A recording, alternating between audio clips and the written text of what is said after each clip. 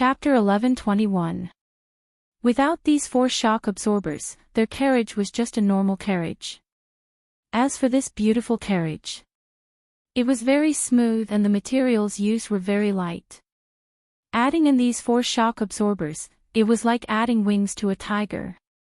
Shui Fang's expressionless face couldn't help revealing a faint smile. He stroked the horse's mane and praised, "Good horse." Then he began to install the shock absorbers. Xiaoru clapped her hands and said with a smile, "Ha, ha, young miss, do you think that hateful girl will spit out blood from anger if she knows the truth? Mr. Godly Doctor, you're really good, helping my young miss vent her anger like this." Gu Qingze did not look at Xiaoru and said to Chen Ning, "You are the person I like. If she wants to bully you, has she asked for my permission?" "What?" Hearing this, Xiaoru and Shui Feng were shocked. Their eyes popped out and their jaws dropped, not daring to believe their ears. The shock absorber in Shui Feng's hand fell to the ground and hit his foot, but he did not notice it at all. Did they hear wrong? What did this godly doctor say? He was in love with the Empress. The two of them had expressions like they had been struck by lightning. Mr. Godly Doctor, what did you just say? You're in love with my young miss. Xiaoru came back to her senses after a while and asked in a stuttering voice. Shui Fang's eyes turned cold and his right hand formed a fist. His heart was filled with rage. Even if he admired this godly doctor, he would not allow him to have any ideas about the Empress. "That's right, I'm in love with her." Gu Qingze impatiently said, "Chen girl, have you thought it over? This is a chance that others can't get even if they beg for it. Only a little girl like you is making excuses and not feeling happy at all." Chen Ning said, "Didn't you give me 3 days to think it over? It hasn't even been a day, let me think it over. I feel that your actions suit my taste, that's why I'm interested in you. Aren't you afraid I'll change my mind?" Gu Qingze rolled his eyes at her. Xiaoru and Shui Feng were stunned listening to this question and answer. Xiaoru's face turned red. "Young miss, why do you need to think about it? Don't even think about it. Just directly reject it. Have you forgotten, you've already..." She suddenly stopped talking. Shui Feng glared at Gu Qingze. Who did he think he was? Just by relying on his medical skills, did he want the Empress? With Shui Feng here, he shouldn't even think about it. Chen Ning looked down and thought about it. Then she looked up and said, "All right, I promise you." Gu Qingze's eyes lit up, but before he could say anything, he heard little Ru scream. "Young miss, how can you agree? Young miss, how can you agree to him? You've already been married." Wind-chasing wolf clenched his fists so hard that they creaked. He took a step toward Gu Qingze. In the next moment, he was prepared to send his fist to the tip of the hemp-clothed youth's nose and beat him until his face blossomed. Chen Ning strangely looked at Xiaoru. "I've married someone, so can't I have a master?" Chen. Feng Chen. Feng master. While the two of them were astonished, they simultaneously heaved a sigh of relief. Shui Feng quietly loosened his fist and secretly wiped the cold sweat off his forehead. He looked at Gu Qingze and lowered his head with a guilty conscience. Chapter 11:22. Chen Ning gave a faint smile and nodded. "That's right, Mr. Gu wants to take me as his inheritor and gave me 3 days to think about it. But I've already thought it over and I'm willing to learn medicine with Mr. Gu, but I have a condition." "What condition?" Gu Qingze was a bit surprised. Since ancient times, it was always the master who gave conditions to the disciple, but today this girl was good. She was actually giving conditions to him. But Gu Qingze was not angry because he was very satisfied with Chen Ning's performance today. This girl's mind was very sharp and she was very strange. When others offended her, she would smile on the surface, but her smile was filled with teeth. If the other party was not careful, she would bite them. Just like that fool who swapped carriages with her. After being sold by her, he happily thought that he had picked up a large bargain. Very good, very good. He, Gu Qingze, would not accept an inheritor. Since he was going to accept someone, he would accept the most outstanding person in the world. This girl's surname Qin was simply too much to his liking. He couldn't help secretly rejoicing. It was a good thing that he found her first. If that person found this kind of good seedling first, it would be a very bad situation. So when he heard Chen Ning agree to take him as her master, she only gave one condition. Even if she gave 8 or 10 conditions, he would still agree without any hesitation. Mr. Gu, my condition is that if you can save King Jing'an, I will take you as my master. If you can't do it, then... Gu Qingze couldn't help interrupting her. As long as he's still alive when I get there, then he definitely won't die. What are you wasting time for? Let's hurry. He was now very impatient, almost rushing to the capital city even faster than Chen Ning. Chen Ning pursed her lips. She wanted to hear this from Gu Qingze. As long as he did his best to save Xiaobai, even if she took him as her master, it would not be a loss. Equipped with shock absorbers, the luxurious carriage ran lightly and steadily. Very quickly, their carriage caught up to the carriage of the young girl in front of them. Zhui Fang's lips curled into a smile and he raised his whip. With a soft shout, the 4 horses' hooves flew out, easily overtaking the carriage and pulling the carriage of the young girl further and further away. Isn't that Master's carriage? That's right. How could it be faster than our carriage? Could it be that our eyes are playing tricks on us? The green-clothed attendants of the luxuriously dressed girl couldn't help but discuss among themselves, muttering as they watched the carriage leave. The coachman's jaw almost dropped as he stared blankly at the carriage ahead. Lai Fu, what are you doing? Lai Fu, what are you doing? How did someone overtake you again? The luxuriously dressed girl suddenly lifted the curtain of the carriage, her face full of anger. When she saw the carriage in front of her, her eyes almost popped out. Wasn't that her own carriage? How? She opened her mouth wide in disbelief, until a cloud of dust flew into her throat as the horse's hooves rose up. Ning Hao. She seemed to realize that she had been tricked, and her face was ashen as she said angrily, "Catch up to them. If you can't, I'll take your head." Master. The coachman gritted his teeth, whipped the horse, and rushed forward without a care for anything else. In this way, although the speed was fast, the people in the carriage were all swaying from side to side, unable to sit still. Chapter 11:23. The maids beside her hurriedly patted her on the back, but they themselves were no better than the well-dressed girl. One of the maids couldn't hold it in and vomited with a wah sound. The carriage was immediately filled with an unpleasant smell.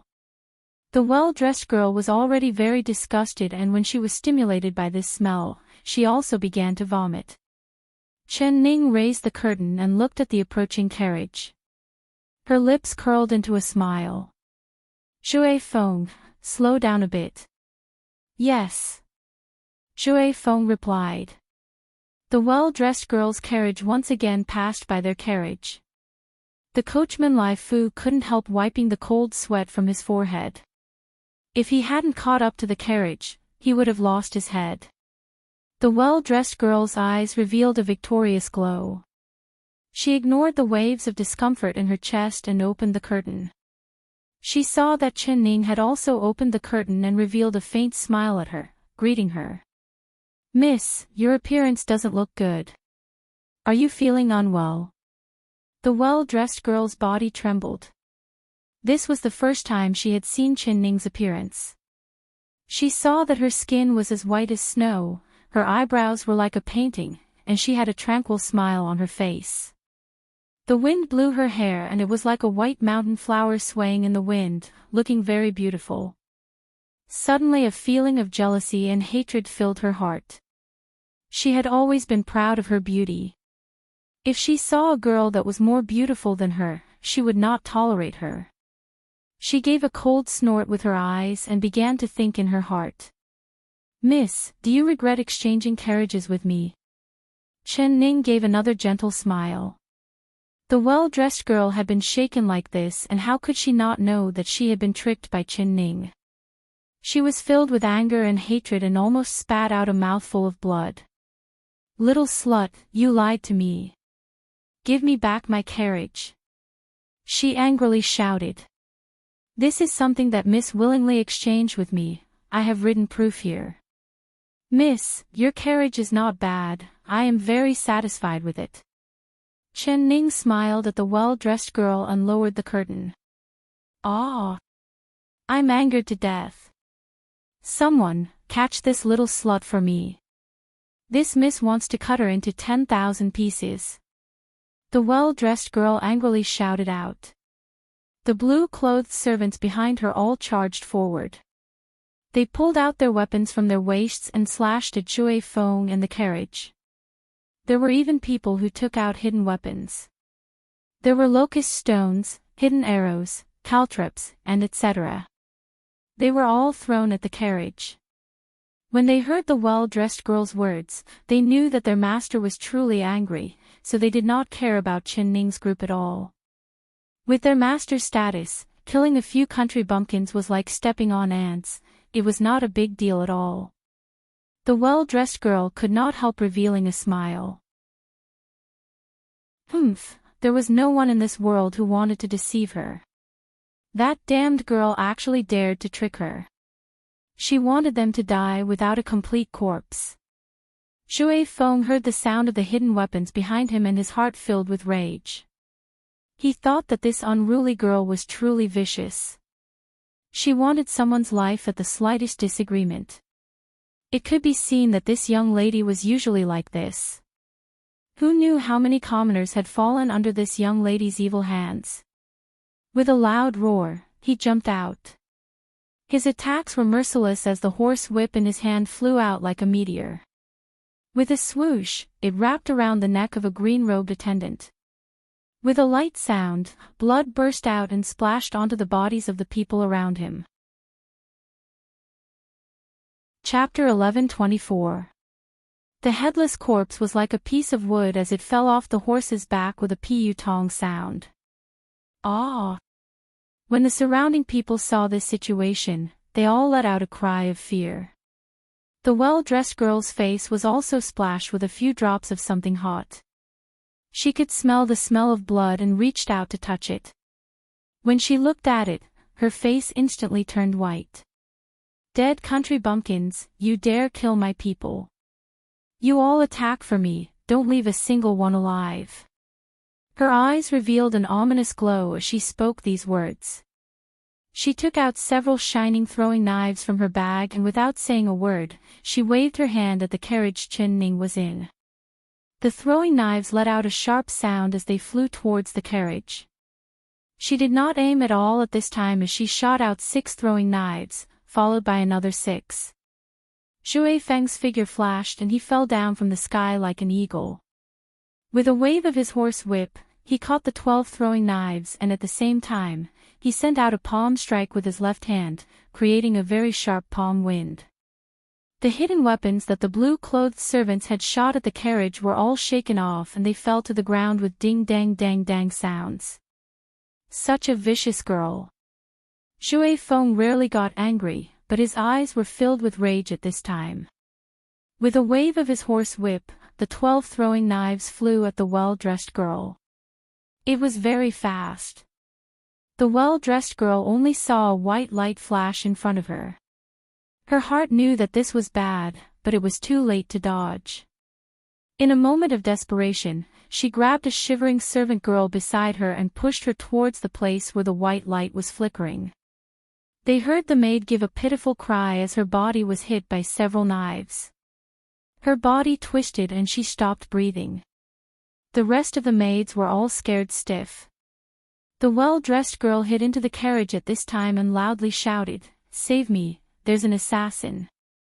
Seeing this, Xiaoru was so angry that her lungs were about to explode.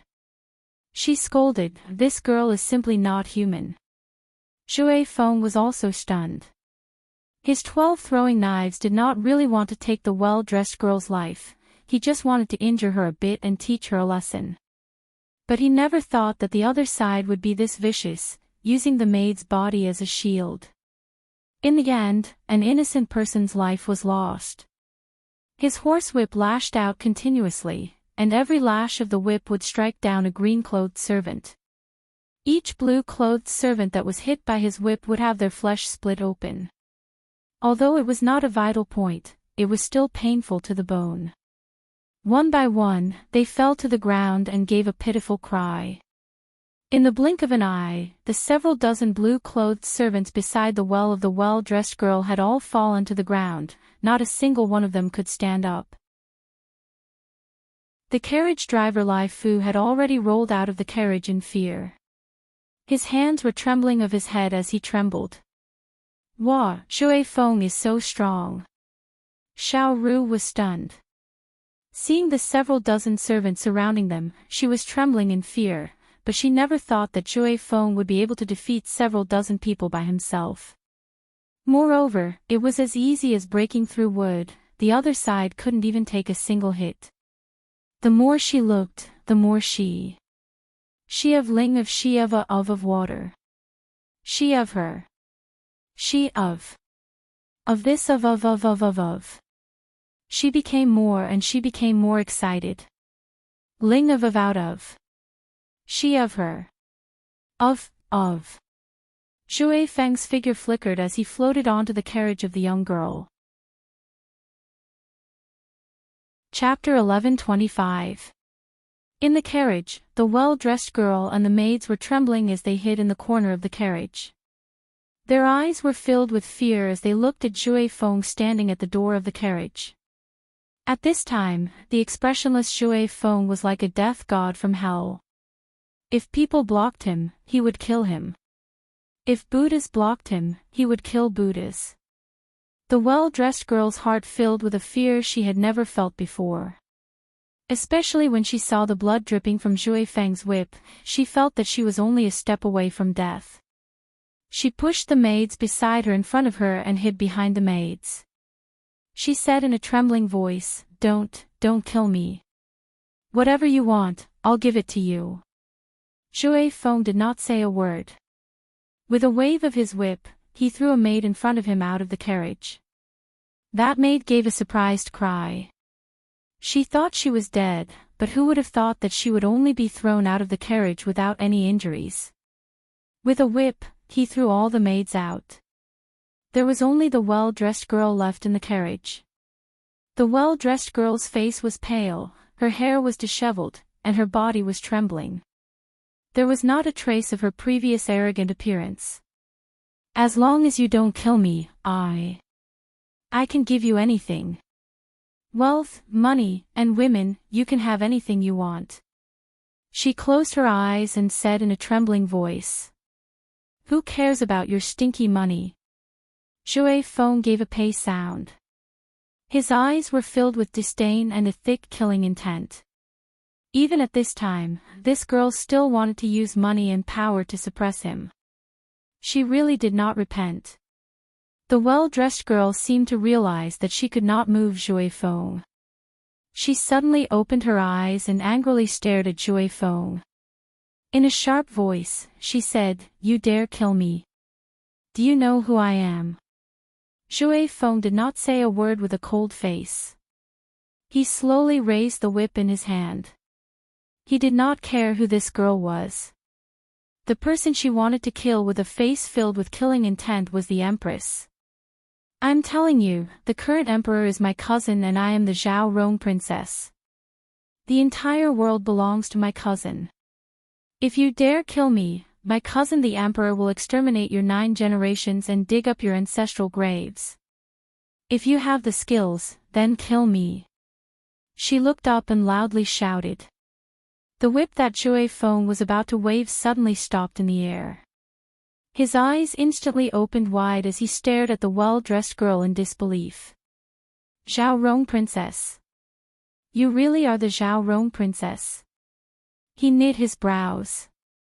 He had indeed seen Zhao Rong Junju before, but that was many years ago. He remembered that at that time, she was only a 12-year-old girl. How did she become this cruel and unreasonable girl in front of him? Humph, stinking country bumpkin, are you afraid now? I have never changed my name or my surname. My title, Zhao Rong, was given to me by my cousin, the emperor. If you dare to touch me, it will be a great disrespect. Your family will be destroyed. The well-dressed girl saw the hesitation on Zhui Feng's face and her expression immediately turned arrogant. Zhui Feng hesitated a bit. If the other side was really the Zhao Rong princess, then he could not make a move no matter what. His figure flashed and he had already jumped back into his carriage. He looked at Qin Ning inside the carriage. Qin Feng. Feng, Qin in and Feng in. Qin Ning shook her head and revealed a thoughtful look. She had also heard the threatening words of the well-dressed girl. Hearing her call herself the Zhao Rong princess, Zhui Feng, who was filled with killing intent, retracted his killing intent and retreated. Chapter 11:26. Zhui Feng, let's go. Qin Ning only wanted to teach the well-dressed girl a lesson, she did not have any intentions of killing her. It didn't matter if she was the real Zhao Rong princess or not, she did not want to kill her. Now that she was scared out of her wits, this lesson was enough. Yes. Zhui Feng couldn't help letting out a sigh of relief. He was really worried that the Empress would have him kill the well-dressed girl. If the other side was really Zhao Rong princess and he killed her, how would he explain it to the emperor? He quickly drove the carriage away.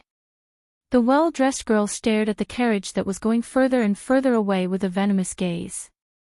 She was so hateful that she almost bled. Little slut, country bumpkin, just you wait for this princess.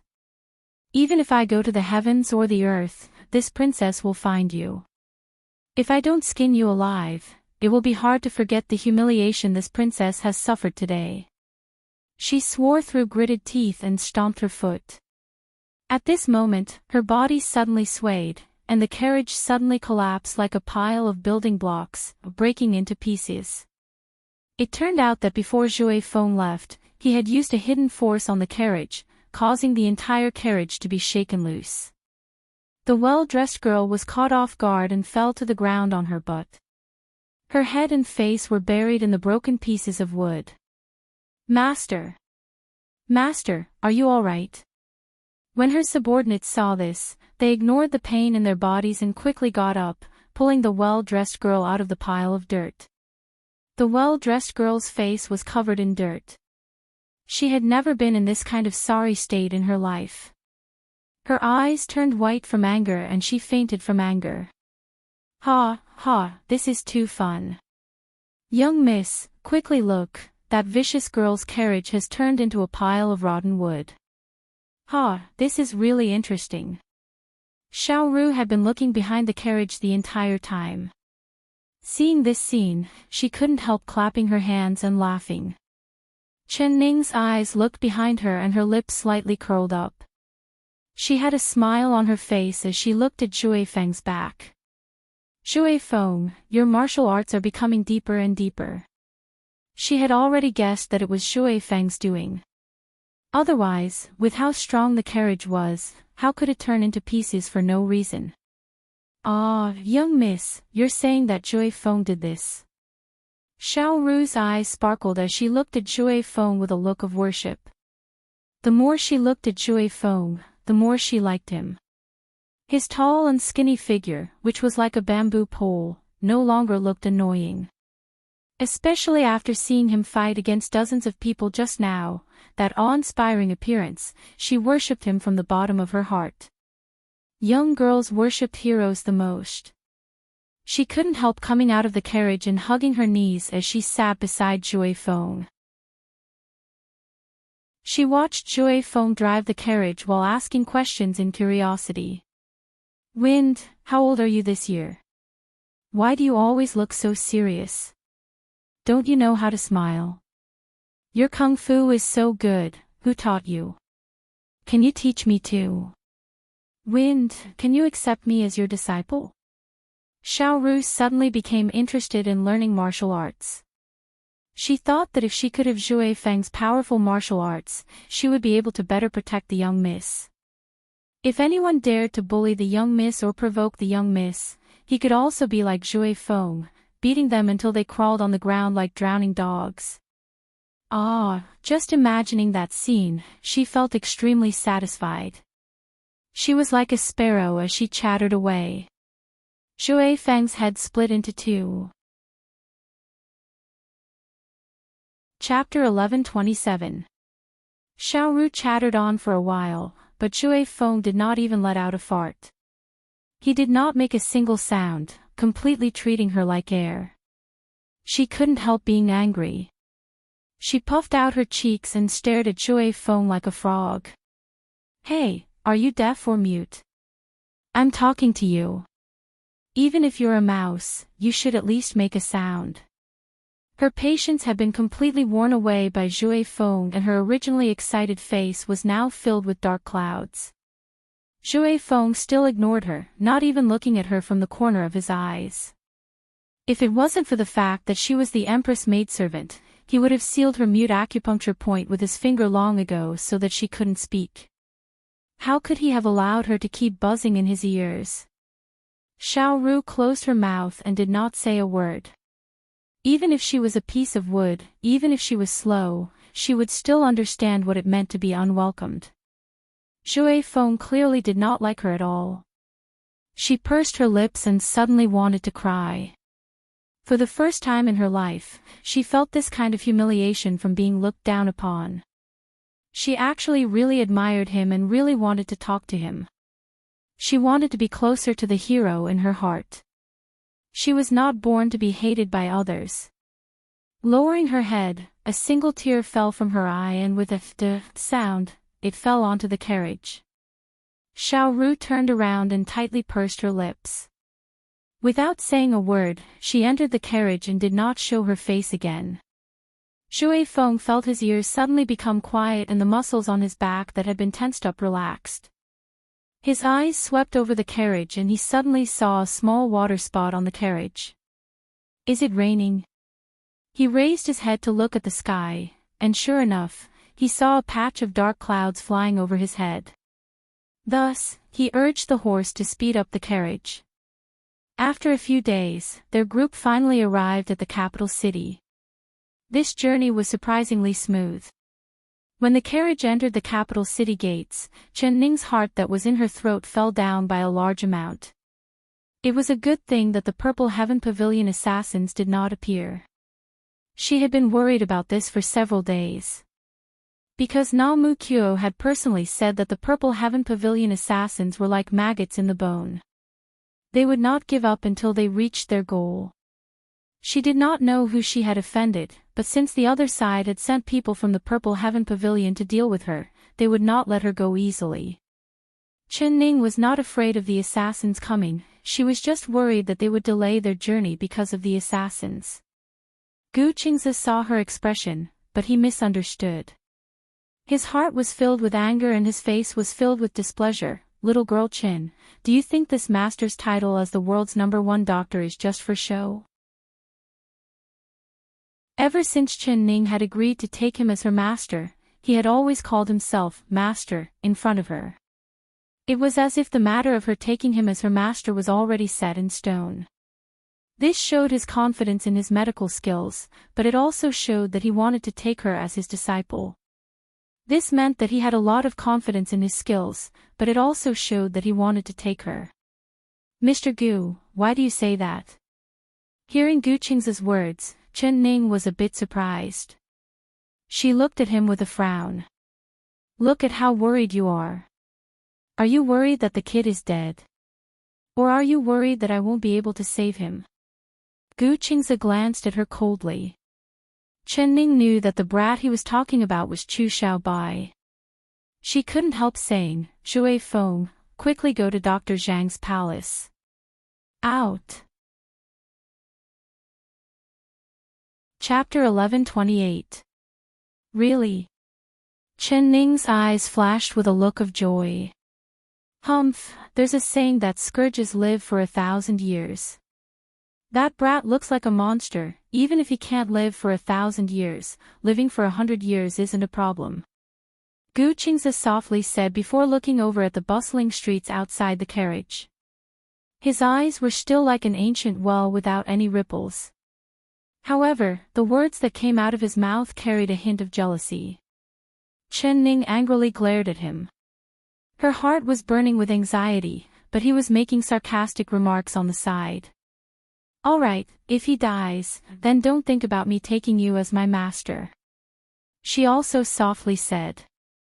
Gu Qingze immediately turned around to look at her. With me here, he won't die. Chen girl, you can't go back on your promise. Once he heard that she wouldn't take him as her master, he was like a cat that had its tail scalded, not being able to remain calm. Chen Ning's heart was filled with surprise. Why did he like her and wanted to take her as his disciple? Could it be that she had such a good aptitude for medicine? But why didn't she know? They quickly arrived at Dr. Zhang's palace. It was already dusk at this time and the two doors were half closed. Shui Feng didn't have time to call the door as he directly kicked it open. Then he picked up Gu Qingze along with the chair and used his qinggong to run towards the back courtyard. He had already lost his temper after being tossed around by Gu Qingze on the way here. He knew that although this divine doctor's medical skills were high, his temper was very strange. Other than being polite to Chen Ning, she ignored him and Xiao Ru, especially him. She ordered him around as soon as she opened her mouth and was incomparably lazy. If he could lie down, he wouldn't sit. If he could sit, he wouldn't stand. Shui Feng thought about it. Ever since he met this strange divine doctor, he had never seen Gu Qingze's but leave his chair. He clearly knew how to walk and wasn't limping at all. When he arrived at Chu Xiaobai's room, Shui Feng's heart jumped into his throat. Opening the door, he gently placed the chair on the ground and pushed Gu Qingze into the room. Who? Xiao Xi's voice suddenly rang out and he charged out of the room. When he saw Shui Feng, he did not dare believe his eyes. Shui Feng, you're back. Did you invite the divine doctor? Why are you alone? Who is this cripple? Little Four's mouth was like a firecracker, rattling off incessantly. Then, his gaze fell upon Gu Qingze, a look of astonishment on his face. When he said the last sentence, Shui Feng's face turned green and turned as black as the bottom of a pot. He really wanted to stuff this brat's mouth with a sock. Cripple. He dared call him a cripple in front of the divine doctor? He stared at Xiao Xi with eyes that were even colder than ice, causing Xiao Xi to shiver all over. Shui Feng, what? Shui Feng, Xiao Feng said. Of. He turned his head around and said respectfully to Gu Qingze.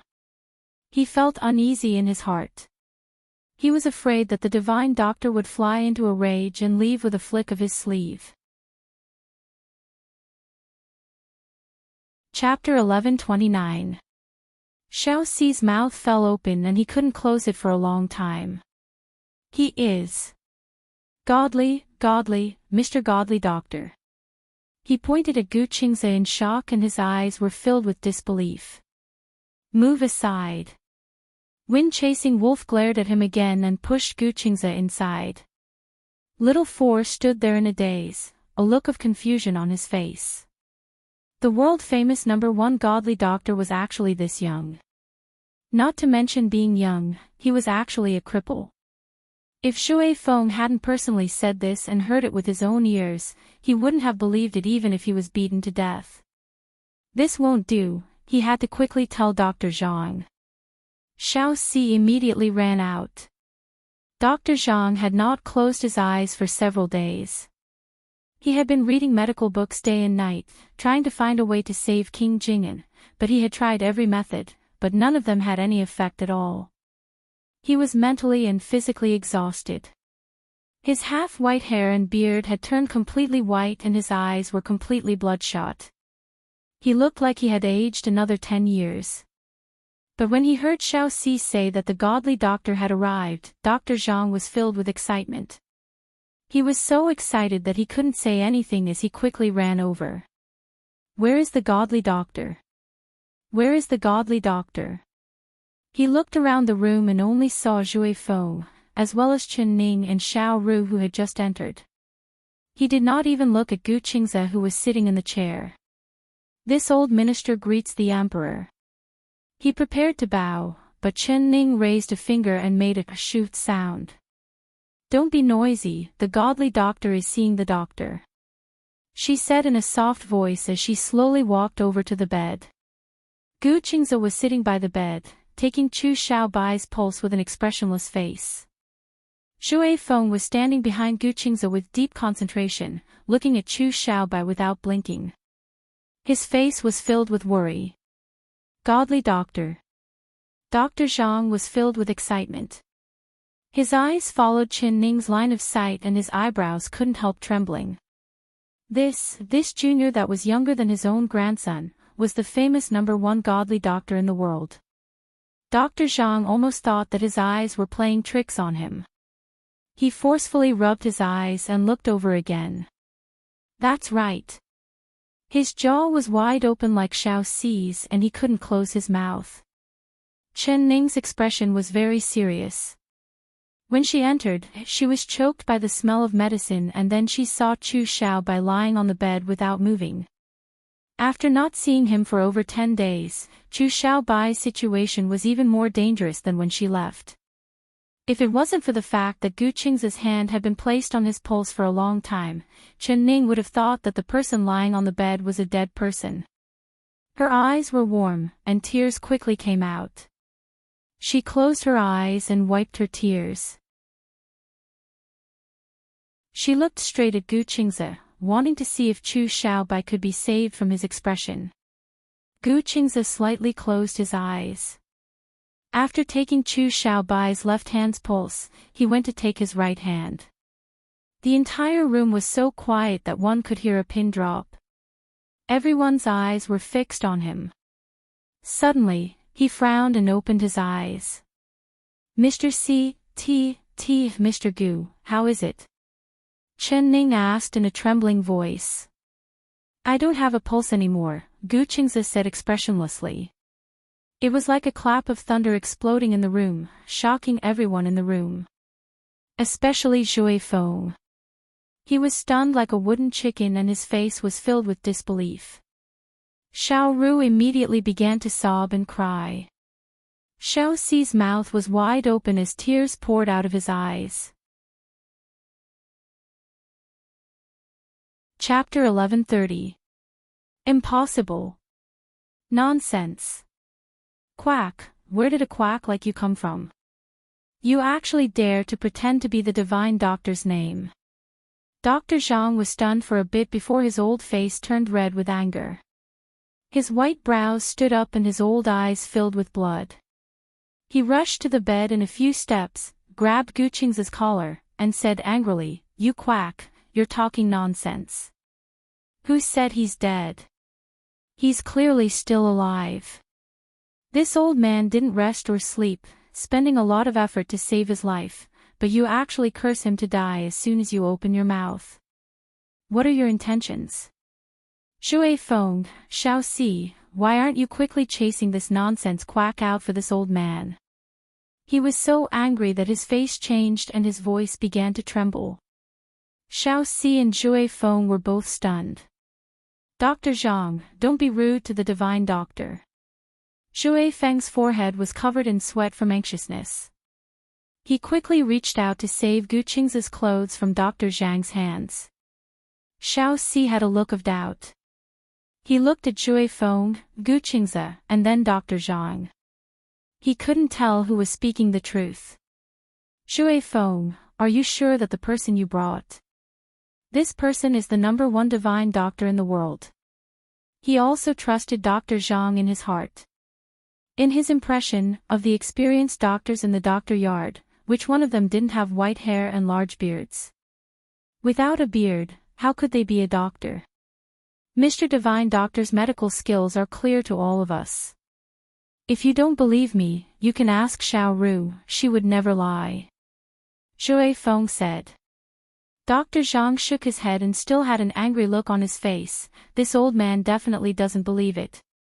King Jing'an is clearly still alive, but this brat actually said he's dead. If he really was the #1 divine doctor in the world, how could he take the wrong pulse? Gu Qingze still had no expression on his face. He didn't even look up at Dr. Zhang as he softly said, I only said he doesn't have a pulse, I didn't say he's dead. Hearing this, the people in the room were stunned again as they looked at him in a daze. What did this mean? Gu Qingze ignored everyone's gazes. He took out a long silver needle and stabbed it into Chu Xiaobai's palm. Chu Xiaobai's 5 fingers did not move at all, not reacting at all. He has already lost his sense of pain, so he's no different from a living dead person. Gu Qingze's words were like a bucket of cold water being poured over everyone's heads. It made the hope that had just been ignited in Qin Ning's heart extinguish once again. She forcefully bit her lips, but she didn't have time to say anything. However, his heart is still warm, and there is still a glimmer of life. This means that someone has been using acupuncture to keep him alive these days. Although the acupuncture is not very good, it is still passable. Gu Qingze still did not look at Dr. Zhang, but his words made Dr. Zhang's old face turn red and green. He glared at Gu Qingze with all his might as he panted heavily. He couldn't understand where this young man had come from. He actually dared to talk about his acupuncture technique in such a careless tone. It should be known that his acupuncture technique was what he was most proud of. But when he looked over, he saw that Qin Ning was looking at this young man with a trusting and dignified gaze. The words that were about to come out of his mouth were swallowed back into his stomach. The Empress wouldn't be fooled by this young man's words and really think of him as a divine doctor, right? Chapter 1131. Mr. Gu, you can save him, can't you? You said before that as long as he's not dead, you can definitely save him. Qin Ning stared at Gu Qingze without blinking. Her dark and clear eyes were filled with tears. Gu Qingze did not deny it and just said with an expressionless face, have them leave. Hearing this, Xiao Si was the first to be unhappy. This cripple sitting in the chair didn't seem older than him by a few years, but the way he spoke was very old and arrogant. He actually dared to use this kind of tone to order the Empress around. Even the Emperor had never used this kind of tone to speak to the Empress. So it was like his feet were rooted to the ground as he stood there without moving. Dr. Zhang did not move either. He blew at his beard, feeling 100 times unconvinced in his heart. Zhui Feng acted like he had heard an imperial edict as he immediately walked out the door, dragging Xiao Ru along with him. When Xiao Si saw this, he became even more dissatisfied. Zhui Feng, have you forgotten your identity and responsibility? Why do you have to obediently listen to a single sentence from someone else? Do you still remember who your master is? Xiao Si couldn't help mocking him. Zhui Feng turned around and glared at Xiao Si. He said in a cold voice, naturally I have to listen to Mr. Godly Doctor's words. Xiao Si, come out as well. Xiao Si stood there without moving and rolled his eyes at Zhui Feng. I have master's orders to take care of King Jing'an.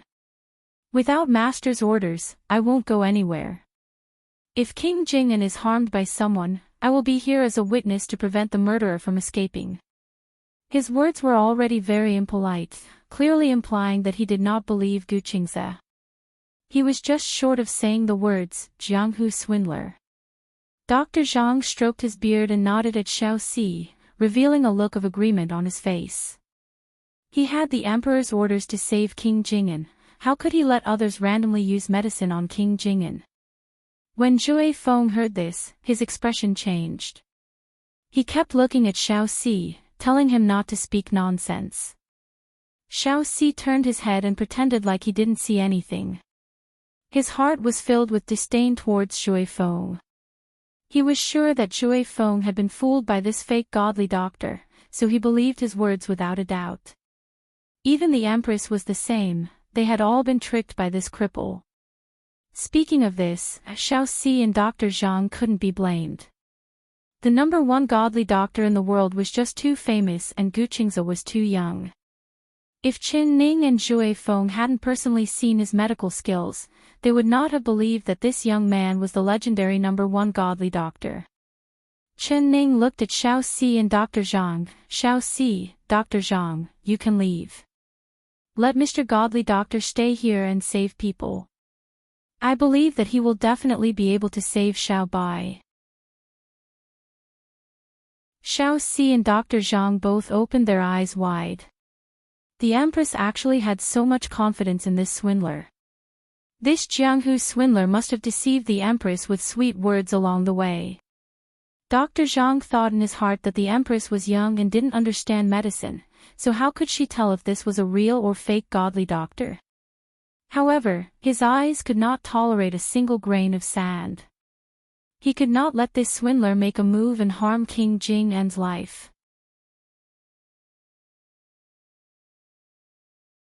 Chapter 1132. With Dr. Zhang saying this, even Chen Ning was too embarrassed to say anything to let him leave. With his identity and status in the Imperial Hospital, he actually condescendingly said that he wanted to be the subordinate of a young man. If the Imperial physicians in the Imperial Hospital heard this, their jaws would all drop. Xiao Si was so shocked that he couldn't say a word. That's fine, I just happen to need manpower. If this old man is willing to help, then he can stay. Gu Qingze softly said. Old man. Dr. Zhang's ears shook, thinking that he had heard wrong. This brat really was shameless. Dr. Zhang gave an angry laugh and said with a cold laugh, then I'll have to thank Mr. Godly Doctor. I ask Mr. Godly Doctor to show off your skills and quickly save the patient, allowing this old man's eyes to be opened. Gu Qingze seemed like he did not hear the sarcasm in his words at all as he nodded. All right, I'll give you a prescription first. We'll talk about it after saving his life. Hearing this, Dr. Zhang and Xiao Si both sucked in a cold breath as their eyes popped out. Save his life. This godly doctor really had a big tone when he said this. Mr. Godly Doctor, right now King Jing won't be able to drink water or rice. He won't be able to take any medicine. So, you should think of other methods and not let the patient suffer any longer. Dr. Zhang couldn't help saying this. He had treated Chu Xiaobai for over half a month, not sleeping at all and flipping through all the medical books, but Chu Xiaobai's condition was becoming worse and worse. Now his limbs were turning cold and he had lost all awareness of the outside world. There was only his heartbeat and almost undetectable breathing. If it wasn't for the Emperor pouring his internal energy into his body every day, stimulating his meridians to slowly move, perhaps King Jing wouldn't have been able to last until now. Gu Qingze acted like he did not hear his words at all. He turned his chair and walked to the table to the side. He wrote a prescription and handed it over to Dr. Zhang. Boil the medicine according to the prescription and immediately send it over. Dr. Zhang took the prescription and took a look at it. His hands suddenly trembled and he almost threw the prescription to the ground. Aconitum, 100 grams. He said in a trembling voice.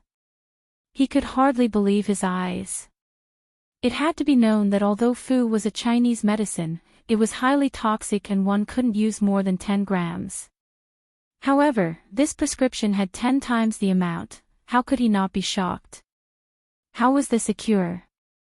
It was clearly a poison to kill.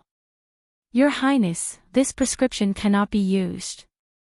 Dr. Zhang straightened his chest and loudly said to Qin Ning, this godly doctor's first medicine is aconite.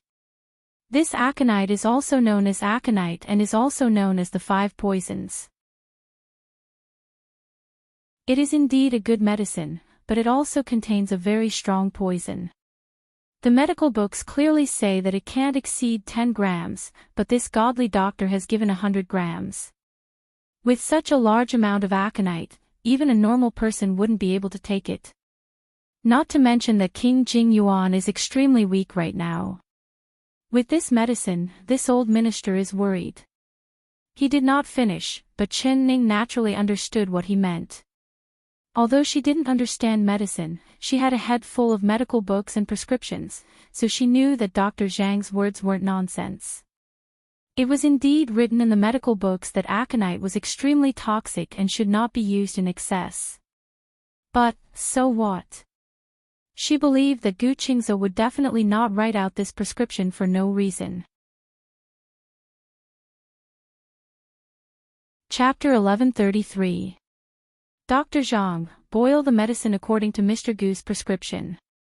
Chen Ning returned the prescription to Dr. Zhang. Dr. Zhang's old face turned red and he angrily said, "Empress, you don't understand medicine and don't know how strong this aconite is.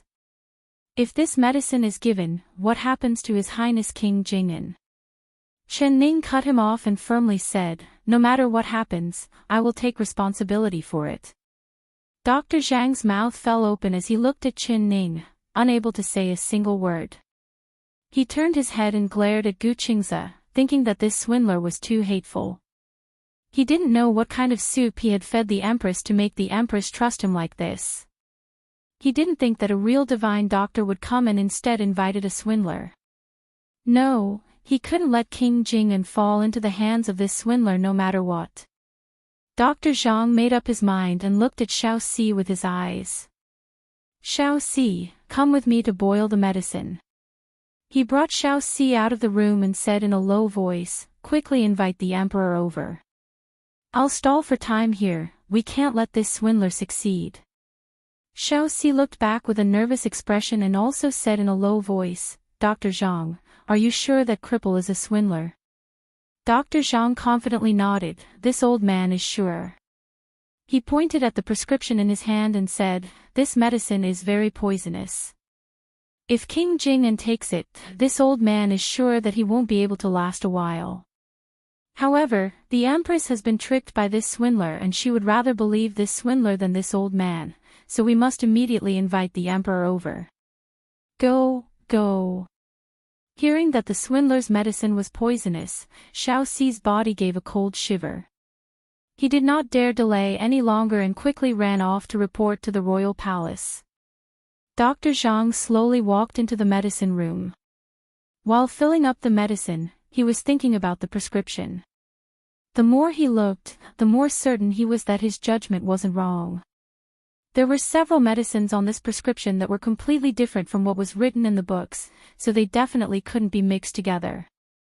Humph, this swindler really had ulterior motives, wanting to harm King Jing'an's life. He deliberately stalled for time. It wasn't until Zhui Feng came 3 times that he brought out the medicine and slowly walked into the room.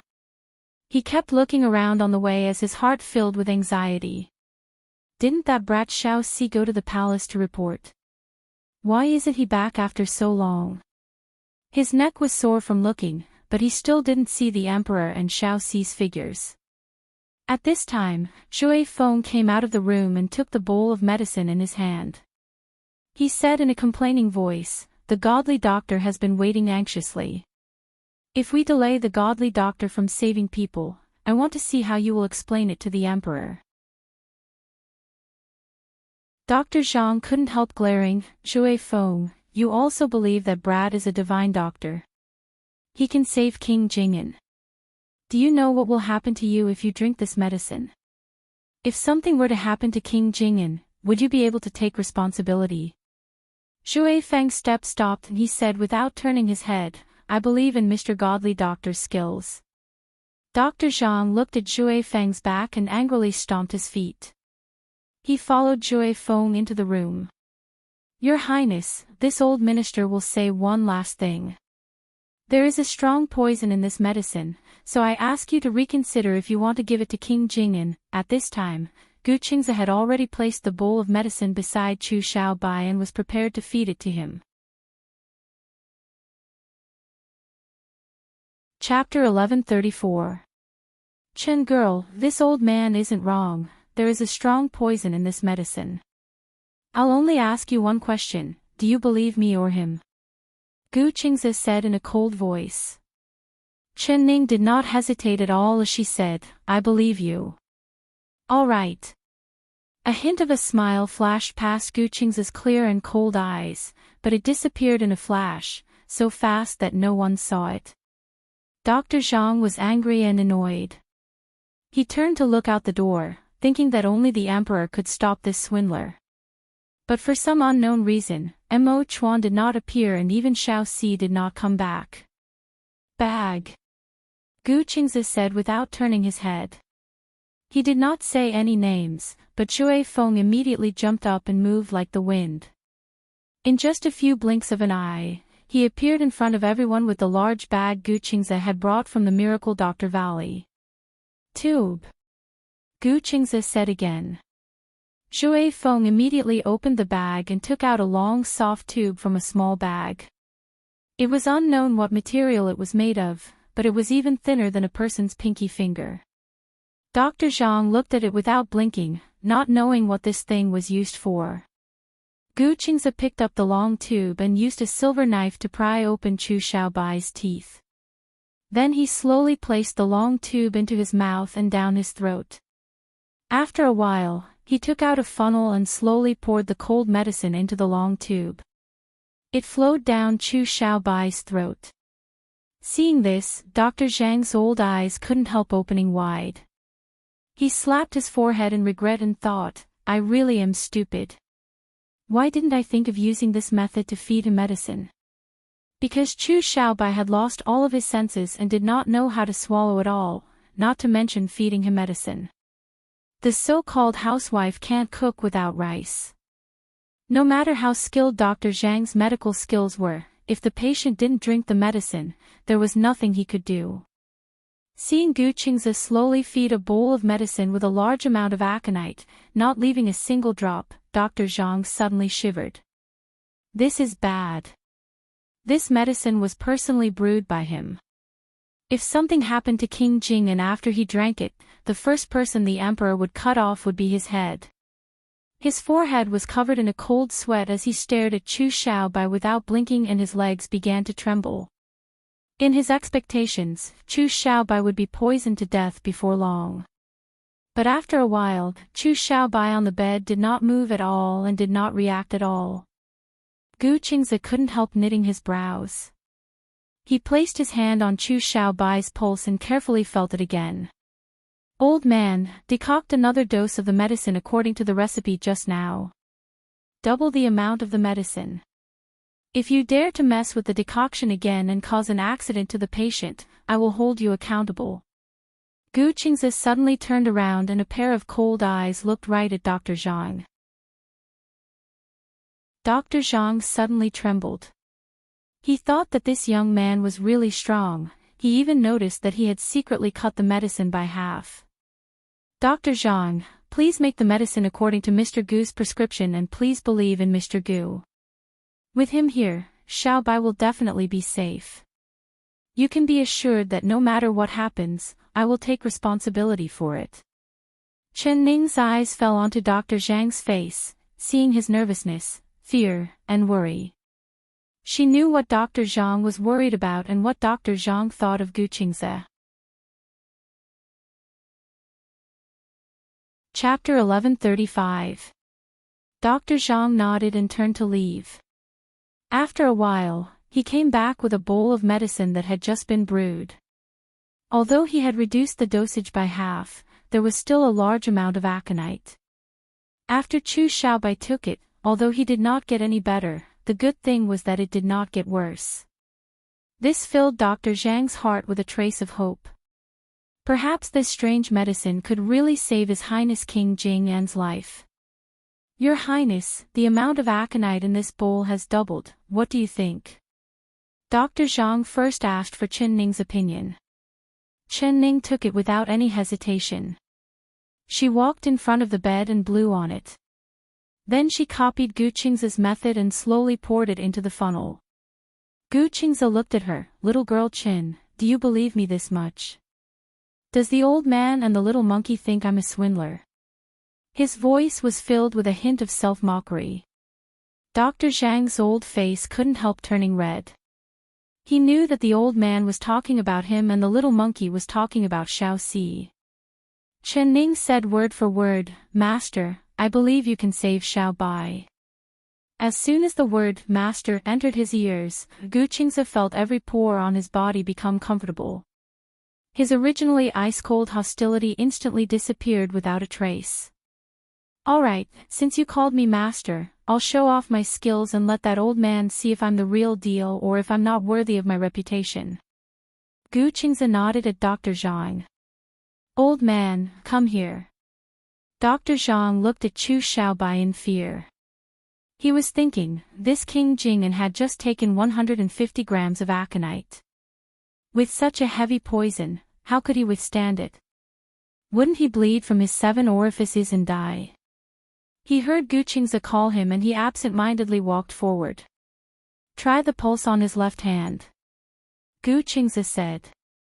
Dr. Zhang slightly reached out his right hand to take his pulse. After a while, his white beard moved and his brows rose up, revealing a shocked expression. "There's a pulse," he shouted in a surprised and happy voice.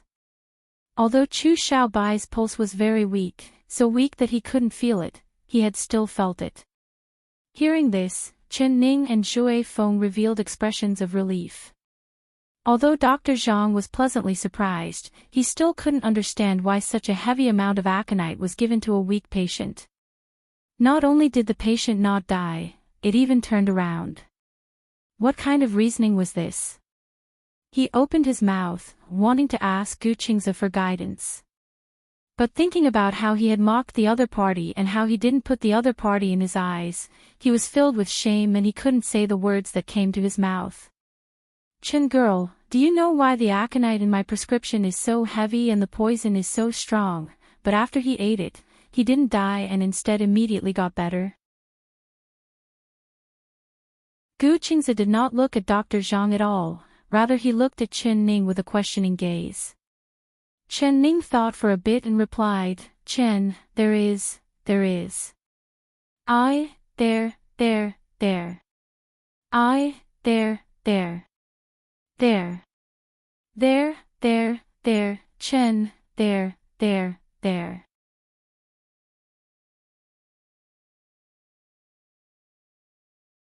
Chapter 1136. Without strong medicine, how can a serious illness be cured? He suddenly remembered that his respected master had once taught him that he couldn't rely on books when practicing medicine. He had to bravely prescribe medicine and when necessary, he had to use strong medicine.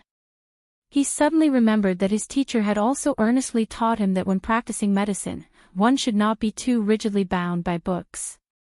One should boldly prescribe medicine, and when it was necessary, one should use strong medicine. This was the first time he had thought of these words after several decades. He remembered that when he first left his master's tutelage, he also wanted to firmly remember his master's teachings. But as he grew older and his medical skills became more profound, he rarely remembered his master's teachings. He rarely prescribed strong or dangerous medicines. Later on, when he entered the imperial hospital, he did not seek to be meritorious, but only to not make mistakes. The prescriptions he prescribed were all extremely gentle and nourishing, and he had long forgotten his master's words. Hearing Chen Ning's words at this time, he once again remembered his master's words. Thinking of all the prescriptions he had written over the past few decades, he couldn't help sweating profusely and feeling extremely ashamed. But he quickly raised his old eyes and looked at Gu Qingze with a shocked gaze. However, he quickly raised his old eyes and looked at Gu Qingze with an extremely shocked gaze. Gu Qingze was currently performing acupuncture on Chu Xiaobai. His acupuncture technique was very fast, but each needle was very clear, not having the slightest mistake in identifying the acupuncture points. He used many different methods to place the needles, sometimes fast and sometimes slow, sometimes yin and sometimes yang. His 10 fingers danced in the air and Dr. Zhang was stunned seeing this. Dr. Zhang was most proud of his acupuncture techniques, but at this time, he found that the acupuncture techniques he knew, compared to this junior in front of him, couldn't even be compared to carrying someone else's shoes. Gu Qingze changed 7-8 acupuncture techniques in a row, and Dr. Zhang found that he could only recognize 2-3 of them. As for the other acupuncture techniques, it was his first time seeing them and he couldn't take his eyes off them. His heart was beating fast in his chest and his hands were trembling. His expression was becoming more and more excited. Gu Qingze looked at Gu Qingze and said, "Divine Doctor's wonderful hands. Divine Doctor's wonderful hands." His mind was filled with these 4 words. The people present all stared at Gu Qingze applying the needles on Chu Xiaobai, but there was no one more shocked than Dr. Zhang. This was because he was personally witnessing a peerless doctor displaying his divine acupuncture techniques. He was filled with excitement and didn't dare to blink, afraid that he would miss something if he blinked. At this time, how could he still doubt that the young man in front of him was a swindler? He was the world's #1 divine doctor. Other than him, where else in this world would have this kind of divine skill? Dr. Zhang's eyes filled with excitement as tears came out. Being able to personally witness the divine doctor's acupuncture techniques, he had no regrets in this life. At this time, there was a burst of noise coming from the courtyard outside. "Quick, go in and capture that divine doctor swindler. The Empress Dowager has ordered us to quickly capture the divine doctor swindler." Gu Qingze was completely focused on performing acupuncture, not paying attention to the outside world at all. Dr. Zhang was completely focused on watching, not even blinking. He didn't hear the sounds coming from outside at all.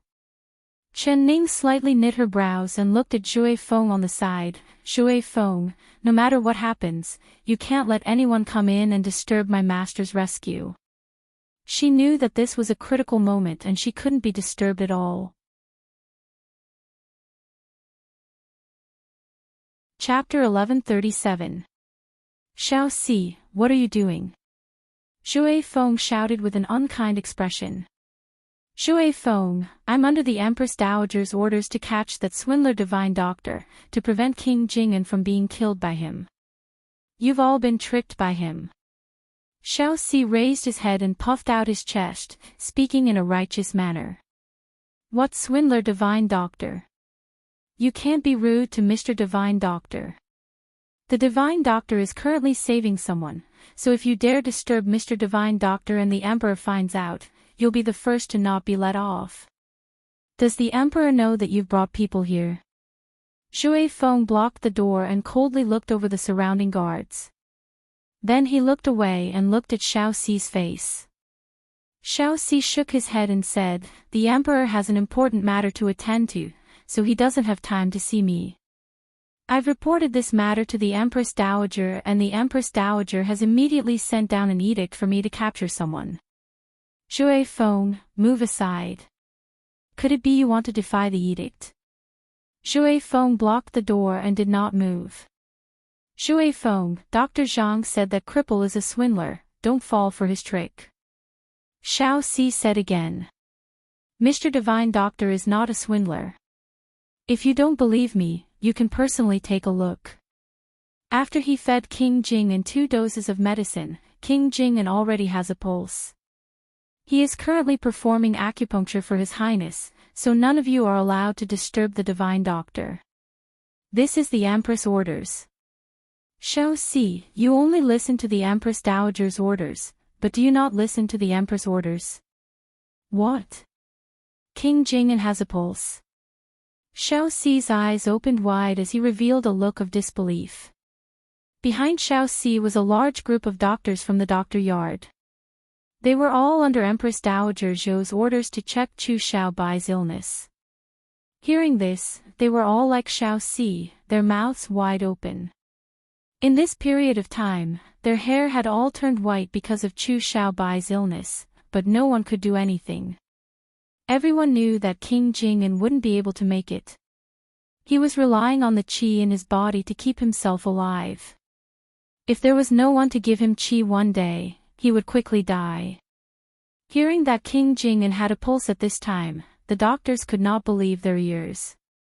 At this time, Dr. Zhang's shocked voice suddenly came from the room. His eyes were filled with shock. He's breathing.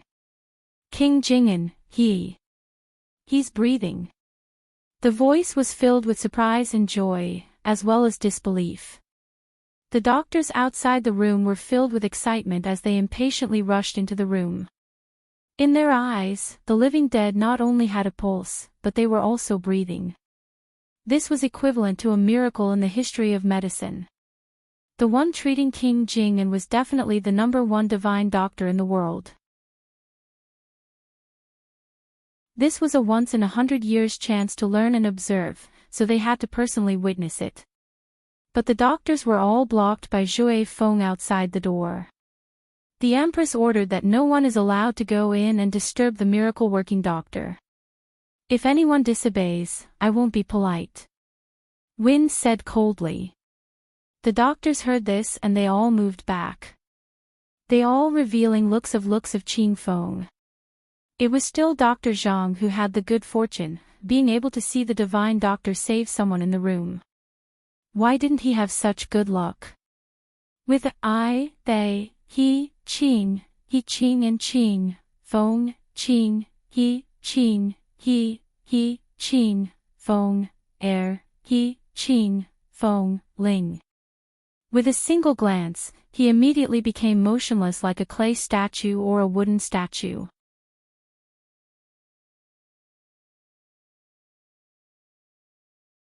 Chapter 1138. When the royal guards saw this, they all looked at Xiaoxi. Brother Xiaoxi, the Empress Dowager wants us to catch the divine doctor, but this divine doctor doesn't seem like a swindler. Do we still follow the Empress Dowager's orders? Someone asked. Xiaoxi scratched his head. He was also confused. Dr. Zhang personally told him that the divine doctor was a swindler, so how did the swindler become the divine doctor now? You guys wait here, I'll go in to take a look. Xiaoxi walked in front of Zhui Feng and saw the other side blocking the door with a calm face, not even looking at him. He said with a smile, Zhui Feng, let me go in and see if the divine doctor is a swindler or not. Zhui Feng gave a snort and said, Mr. Divine Doctor was personally invited by the Empress. Do you think the Empress would invite a swindler to save King Jing'an? You've been rude and disrespectful to the Divine Doctor, offending him. If he leaves in anger, can you take responsibility for the consequences? Xiaoxi was startled and looked behind Zhui Feng. He saw Dr. Zhang changing his arrogant attitude and respectfully standing by Guqing's side. His respectful expression was like a disciple facing a strict master, not daring to even take a deep breath. If he didn't see it with his own eyes, Xiaoxi would never have believed that this was real. At this step, how could he still suspect that Guqing's was a swindler? Big brother Zhui Feng, it's all Xiaoxi's fault. My heart was covered and I actually misunderstood the Divine Doctor. I'll go in and apologize to the Divine Doctor. He said with a face filled with fear. No need. The Divine Doctor is a magnanimous person and won't bother with a little monkey like you. Just obediently wait outside and don't disturb the Divine Doctor saving people. Zhui Feng said in a cold voice before suddenly asking, why did the Empress Dowager send someone? Where is the Emperor? Xiaoxi swallowed a mouthful of saliva and rubbed his nose. He said in a low voice, a large matter has happened in the palace and the Emperor is busy dealing with it. I didn't dare disturb the Emperor, so I went to report to the Empress Dowager. What large matter has happened? Zhui Feng's expression couldn't help tensing up. Xiaoxi was about to open his mouth, but he looked around and closed his mouth. Zhui Feng immediately understood his meaning. There were too many people. It seemed like this matter was not only a large matter, it was also a secret matter. He immediately felt his heart clench, wishing that he could immediately rush back to the palace and help the Emperor. But when he turned back to look at the situation in the room, he stopped in his tracks. Gu Qingze had already placed acupuncture on over 700 acupuncture points on Chu Xiaobai's body, including the 50 extra acupuncture points. Half of this acupuncture technique was learned from the Ghost Gate 13 needles that Chen Ning gave him. Even he had tried this acupuncture technique for the first time, so how could Dr. Zhang not have seen it before?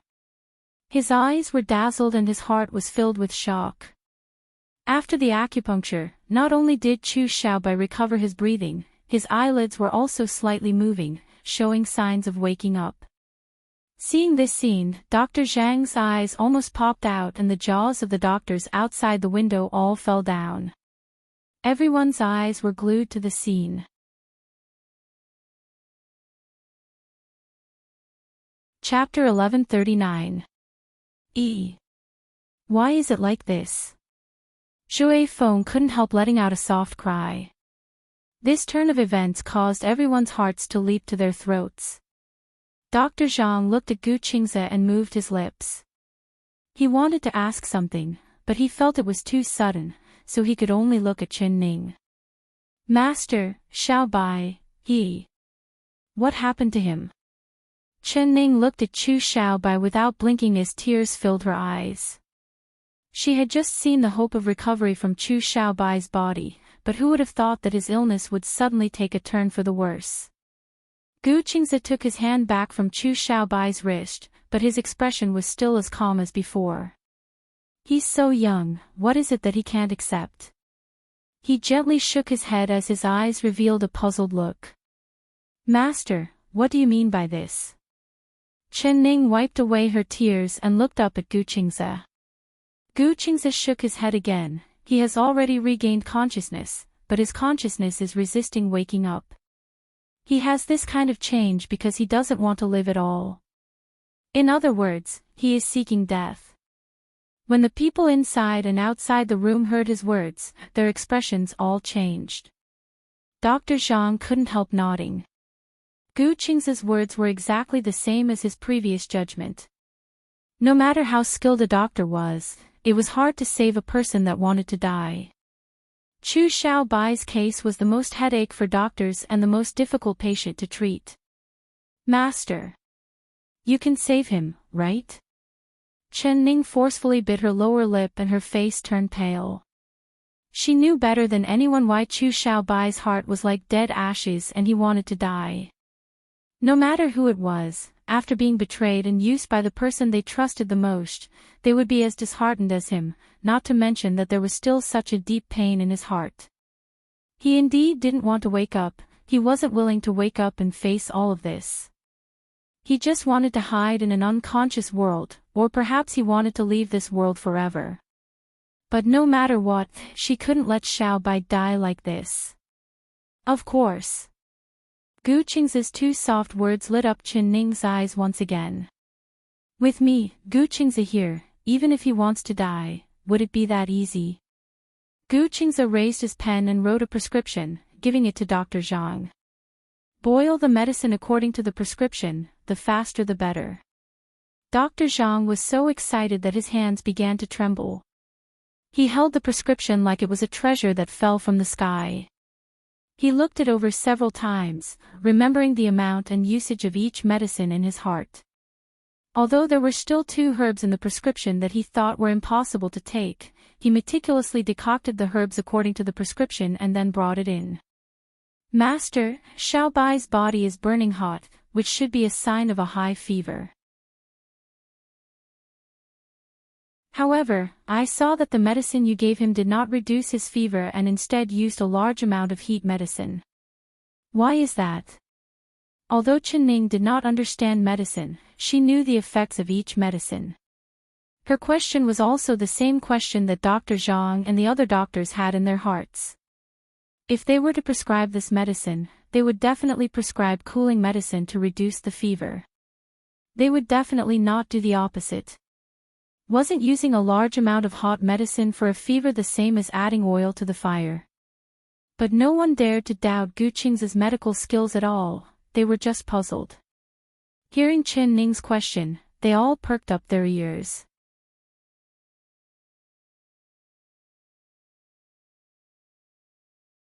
Chapter 1140. What? Other than Chen Ning, everyone here took in a cold breath as they looked at Gu Qingze with a look of disbelief. The bowl in Dr. Zhang's hand almost fell to the ground. Chen Ning couldn't help rolling her eyes at Gu Qingze. Can't you speak properly? Gu Qingze said unhurriedly, it's common knowledge in medicine to use cooling medicine to reduce a fever. But now, he suddenly has a fever, and it's not because the evil fire in his body has risen, but because he subconsciously doesn't want to live anymore. If he uses cooling medicine to reduce his fever at this time, it's the same as pouring water on a red-hot soldering iron, and he'll soon die. I'm using a large amount of hot medicine right now. It can force out all the heat in his body. It won't take long for his fever to reduce. So it's like this. The doctors all revealed looks of understanding. Dr. Zhang was even more relieved as he quickly placed the bowl of medicine in front of Gu Qingze. Gu Qingze did not take it and nodded at Chen Ning with his chin. If there's anything, a disciple will do it. You want to take me as your master, is that just something you said? It was clearly you who asked me to take you as my master, all right? Chen Ning couldn't help silently criticizing him. But she still took the bowl of medicine. All right, I'll feed him the medicine. Chu Xiaobai had already recovered his breathing and his pulse had become much stronger. He was no longer a living dead person that had no feelings at all. So there was no need to use a tube to feed him the medicine. She scooped up a small spoonful of medicine and slowly fed it into his mouth. Chu Xiaobai's throat moved and he slowly swallowed the medicine. The doctors were surprised and happy. Almost everyone was looking at Chen Ning with eyes filled with envy. The godly doctor actually said he wanted to take her as his disciple. This was an honor they could never have dreamed of. If the godly doctor was willing to take her as his disciple, even if she wasn't his disciple, just giving her a few pointers would be enough for her medical skills to greatly increase, giving her endless benefits. Dr. Zhang's eyes were filled with passion. The mysterious acupuncture technique that Gu Qingze had displayed in front of him had completely convinced him. In his eyes, Gu Qingze was no different from a god. He suddenly knelt in front of Gu Qingze with a thud, giving everyone a big fright. Godly Dr. Gu, this old man also wishes to take the godly doctor as his master. With him recommending himself, the jaws of the doctors all fell down. They looked at him with envy and jealousy, wishing they could be the one kneeling in front of the godly doctor. In the room, Zhui Feng, Xiao Ru, and Xiao Si all felt this was funny. Dr. Zhang had white hair and Gu Qingze was only in his early 20s. In terms of age, Dr. Zhang was more than old enough to be Gu Qingze's grandfather, but now he was kneeling in front of Gu Qingze with a sincere expression, saying he wanted to take him as his master. But Chen Ning and the other doctors were filled with respect for Dr. Zhang. With Dr. Zhang's status and medical skills, he didn't need to be this respectful to a young man. He actually didn't care about his age and status, bowing his head to Gu Qingze as his master. This showed how firm his heart was in learning medicine. This kind of attitude of living and learning made all the other doctors blush with shame. They recalled that ever since they entered the Imperial Academy of Medicine, they rarely went to read medical books and rarely tried to improve their medical skills. Everyone thought that their medical skills had already reached the peak. If they didn't advance, they would fall back. Ever since they started working in the doctor yard, they had only treated the royal family members, so they rarely came in contact with hard-to-treat illnesses. Usually when they were sick, they could easily cure them. This made them even more arrogant. Chapter 1141. Old man, I won't take you as my disciple. Gu Qingze sat in the chair and softly looked at Dr. Zhang. His face was still calm. You have a big beard and you're already this old. If you say you're my disciple, wouldn't others laugh at me? Dr. Zhang's face was filled with disappointment as he awkwardly scratched his head of white hair. With a self-mocking smile, he said, "That's right, this old man is already old and doesn't have many years left to live. Wanting to study medicine under the divine doctor's tutelage is truly wishful thinking. He trembled as he stood up. However, Gu Qing's tone changed as he looked at him. If this old man feels that I'm not a swindler and wants to compare pointers with me, I'm free. Really? Dr. Zhang was instantly filled with joy as his wrinkled face turned into a chrysanthemum. He knew that Gu Qingze said it was a competition, but he had already agreed to teach him medicine, so his heart was filled with gratitude. Gu Qingze ignored him. After Chen Ning finished feeding him the medicine, he took Chu Xiaobai's pulse and then gave a slight nod. Chen Ning wiped Chu Xiaobai's forehead and found that after taking the medicine, his body was covered in sweat and his temperature was much higher than before. However, not long after, he began to sweat less and his body temperature slowly fell. His breathing became calmer and calmer, making his heart incomparably happy. Gu Qingze looked at her. Girl, you don't need to be happy so quickly. As the saying goes, if the king of hell wants you to die at midnight, who dares to stay until midnight? Do you think he has been saved just like this? Do you think he would willingly come back to life? Chen Ning's heart suddenly sank. She looked up and asked, what do you mean by this? If we don't remove the will to die in his heart, his illness will continue to recur. Girl, do you know why he is seeking his own death at such a young age? He is King Jing'an, he is young and his appearance. It was okay in the past, but now he is ugly. He can get whatever he wants, so why can't he accept it? Gu Qingze shook his head, looking like he couldn't understand. Chen Ning bit her lips, hesitating to speak. This is bad, divine Dr. Gu, quickly look. King Jing'an, he's trembling. Dr. Zhang pointed at Chu Xiaobai and shouted. Gu Qingze and Chen Ning turned around and found that Chu Xiaobai's teeth were tightly clenched and his face was blue. His lips were white without a trace of blood and he was shivering. As expected. Since you want to die, I won't let you die. If you don't believe me, let's give it a try. Let's see who wins. Gu Qingze stood up from his chair and walked in front of Chu Xiaobai's bed. Seeing this, everyone was stunned. This. Wasn't this genius doctor a cripple? How could he walk? Xiao Si was even more stunned. He turned to look at Zhui Feng with a questioning look on his face. Zhui Feng, he is not lame. Before he finished, he was interrupted by Zhui Feng's cold gaze. Little four, if you dare speak nonsense again, I'll beat you into a cripple. Zhui Feng snapped. Little four hurriedly covered his mouth. After Gu Qingze took her pulse, he wrote another prescription without saying anything else. Not long after taking this medicine, Chu Xiaobai no longer shivered, but other problems quickly appeared. Gu Qingze had a cold expression as he continued to write different prescriptions.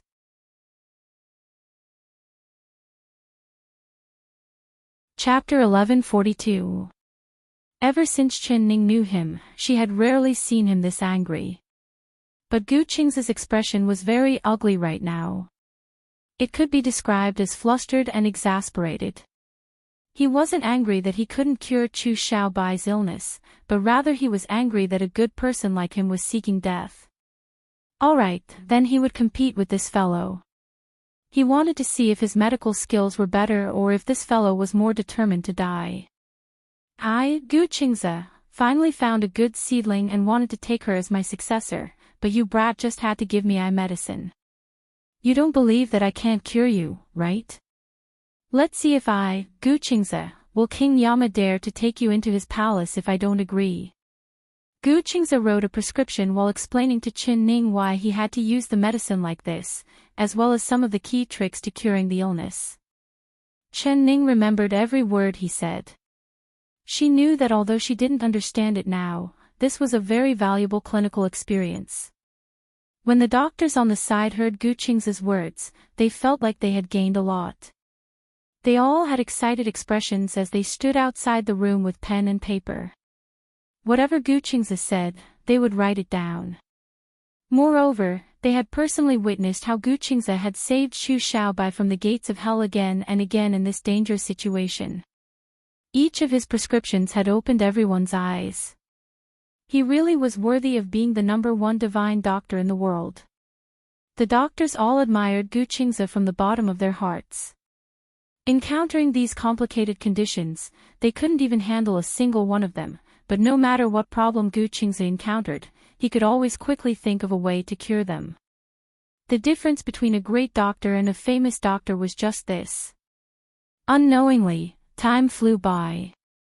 From dusk to late night, from late night to dawn. Gu Qingze had already been busy for an entire night. The doctors had also been waiting for an entire night.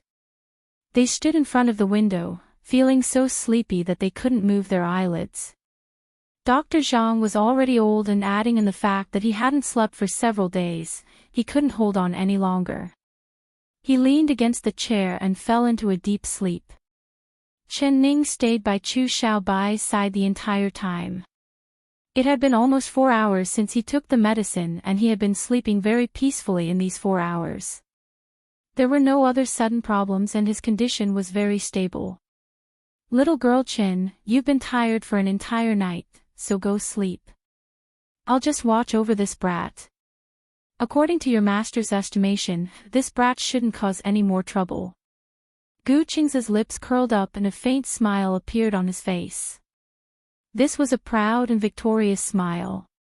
I'm not tired, the one who's really tired is you. I'll stay here to watch over Xiaobai. Master, you should go rest. Chen Ning sincerely looked at Gu Qingze, her heart filled with gratitude. She had seen how hard it had been for him this day and night. It was him who used all his effort to save Xu Xiaobai, allowing Xu Xiaobai to be safe. It was him who created an impossible miracle. Eldest Miss, Mr. Godly Doctor, this servant has cooked some porridge, would you like to have some to fill your stomach? Xiao Ru quietly came in with a tray in her hand. There were 2 bowls of green rice porridge on it, releasing a fragrant smell. Xiao Ru, thank you, you're really careful. I'm also hungry. Master, why don't you eat a bowl? Chen Ning smiled at Xiao Ru and placed a bowl of porridge in front of Gu Qingze.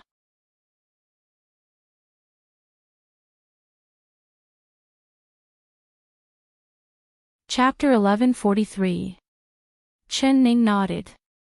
She was indeed very tired, and adding in the fact that Xu Xiaobai's condition was very stable, it made the large stone in her heart fall down.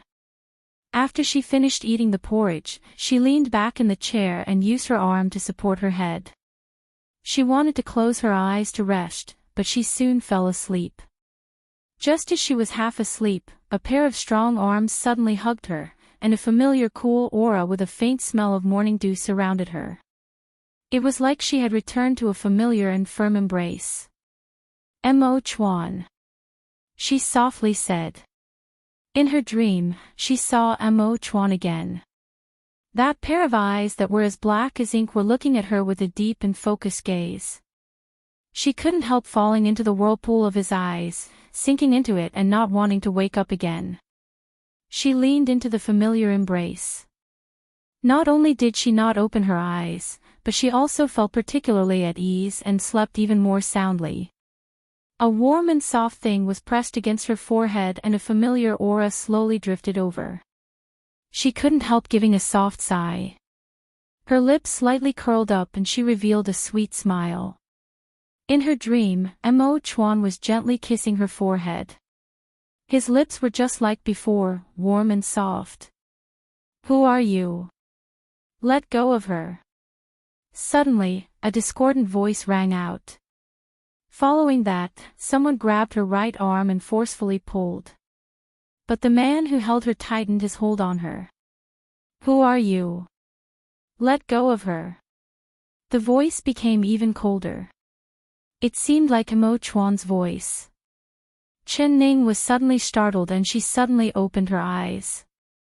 The first thing that came into view was a familiar face, extremely handsome brows, and a cold aura that emanated from his body. It really was Mo Chuan. She had already returned to the capital city for a day and a night, but Mo Chuan had not appeared at all. Although Chen Ning did not ask, she knew that Mo Chuan had something important to do, otherwise he would have appeared.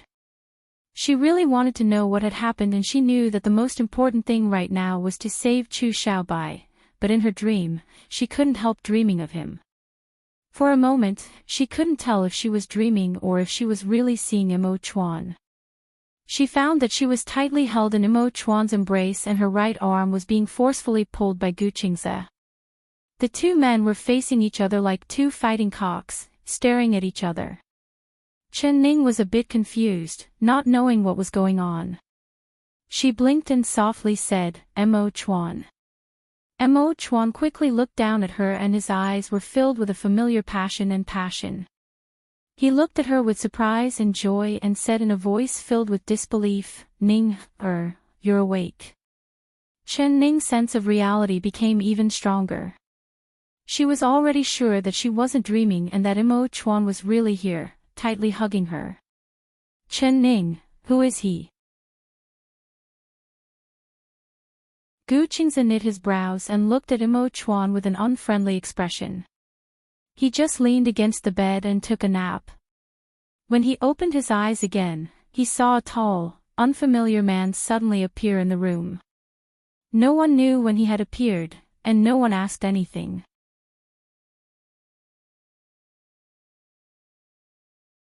Chapter 1144. A burst of anger came from Gu Qingze's chest. Such a bold lecher, actually taking advantage of his beloved disciple and doing it right in front of his eyes. Did he think that his master was easy to deal with? Although he didn't know martial arts, he knew that this black-clothed man that suddenly appeared was a martial arts expert, but he was not afraid at all. His right hand gently pulled on the armrest of the chair and with a so sound, a bunch of black hair needles shot out at the black-clothed man. Who would have thought that this black-clothed man's martial arts would be this good? His hidden weapons had been sent out by surprise and his back was facing the black-clothed man, but it was like the man had eyes on the back of his head. His figure gently floated to the side and the large bunch of needles hit empty air, but he was not injured at all. Gu Qingze jumped out of the chair and charged in front of the black-clothed man. He reached out to grab Chen Ning's right arm and angrily shouted at the black-clothed man. Ning, who is he? Mo Chuan also asked. Chen Ning looked at Mo Chuan and then at Gu Qingze. Seeing their tight faces and the flames that shot out from their eyes, she suddenly felt a headache coming on. Mo Chuan, put me down first. She came down from Mo Chuan's embrace and looked around the room. Only then did she find that other than the unconscious Chu Xiaobai on the bed and the sleeping Dr. Zhang leaning against the chair, there were only the three of them. Shui Feng, Xiao Si, and Xiao Ru had all disappeared. When they saw Mo Chuan appear, they all quietly left. Chen Ning cleared her throat. Mo Chuan, this is the #1 divine doctor in the world, the ancient divine doctor that I invited back this time. She looked at Mo Chuan and a faint blush appeared on her face. Master, he is my husband, also. She hesitated a bit, not knowing if she should say Mo Chuan's identity. Because on the way here, she had not told Gu Qingze that she was the current Empress. She was not sure how Gu Qingze would react if he knew this. Mo Chuan's eyes turned cold as he stared at Gu Qingze. You call him master?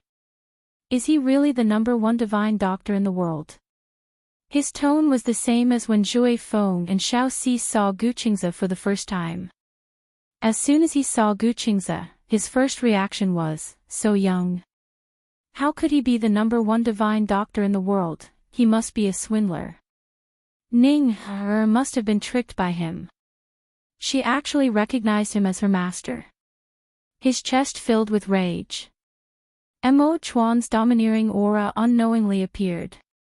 Even the most senior ministers in the court did not dare take a deep breath in front of him. But it seemed like Gu Qingze did not feel his pressure at all. He raised his chin and looked at Mo Chuan with a disdainful gaze. His voice was just as cold and arrogant as Imo Chuan's. "Chen girl, he is your husband. Ning her, you don of him." "Humph, he only has a good-looking face and his martial arts are so-so. Other than that, I can't see anything special about him." Gu Qing's first impression of Imo Chuan was not that great, just like how Imo Chuan had the same impression of him.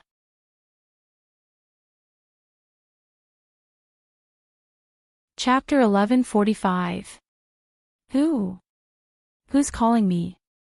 Dr. Zhang heard someone mention his name in his sleep and his white beard trembled as he drowsily opened his eyes. It's King Jing'an. Did something happen to King Jing'an? He was most worried that Chu Xiaobai's injuries would change again, so he was worried even in his dreams. So, when he opened his eyes, he looked at Chu Xiaobai on the bed and found that he was sleeping very peacefully. His heart that was in his throat instantly fell down. He looked at Imo Chuan in the room and quickly got up from the chair, preparing to kneel down and kowtow. "This old minister greets." Before he finished, Imo Chuan had already cut him off. He raised his right hand and a gentle force supported his knees, not letting him kneel down. No need to be so polite. Imo Chuan could see that Dr. Zhang's eyes were completely red and his expression was filled with exhaustion. It was clear that in order to save Chu Xiaobai, he had already done his best and his heart was filled with gratitude. "Dr. Zhang, how is Xiaobai's condition?" Actually, even if he didn't ask, Imo Chuan could see that Chu Xiaobai's condition was much better than before. He could already see Chu Xiaobai's chest slightly moving up and down, he could already breathe on his own. King Jing'an's condition has already stabilized and his pulse has become very stable. Last night was truly dangerous, it's all thanks to Gu. Dr. Zhang checked Chu Xiaobai's pulse again and revealed a look of joy. He was prepared to praise Gu Qing's medical skills. Imo Chuan raised his hand and cut him off again. "I understand, it's all thanks to Dr. Zhang's hard work. Please do your best and help Xiaobai wake up as soon as possible." Dr. Zhang shook his hand and said, No. It's not this old minister, it's all because of Gu." He wanted to say that this was all because of the divine Dr. Gu, but Imo Chuan did not give him a chance to speak. "She's tired, so I'll bring her to rest. I'll have to trouble Dr. Zhang to take care of this." After saying this, Imo Chuan's right hand reached out and he picked up Qin Ning. His figure swayed and he had already left the room, disappearing outside. Dr. Zhang looked in the direction Imo Chuan disappeared in and he couldn't help grabbing his beard. This. He could see that the emperor had an unfriendly expression towards Dr. Gu. From the beginning to the end, he did not look at Dr. Gu. Moreover, his words clearly showed that he did not believe in Dr. Gu. "Divine Dr. Gu, please don't blame me, it's all my fault. It's all because I didn't have time to explain the situation to the emperor. It's all because I didn't have time to explain it to the emperor. It was all because the emperor heard the Empress's explanation that he would personally thank the divine Dr. Gu." Gu Qingzi didn't seem to understand his words. He frowned and said, "What did you say?" Then she. "Shen girl, could it be the Empress?" "She." Dr. Zhang said with a nod, "That's right, does divine Dr. Gu not know?"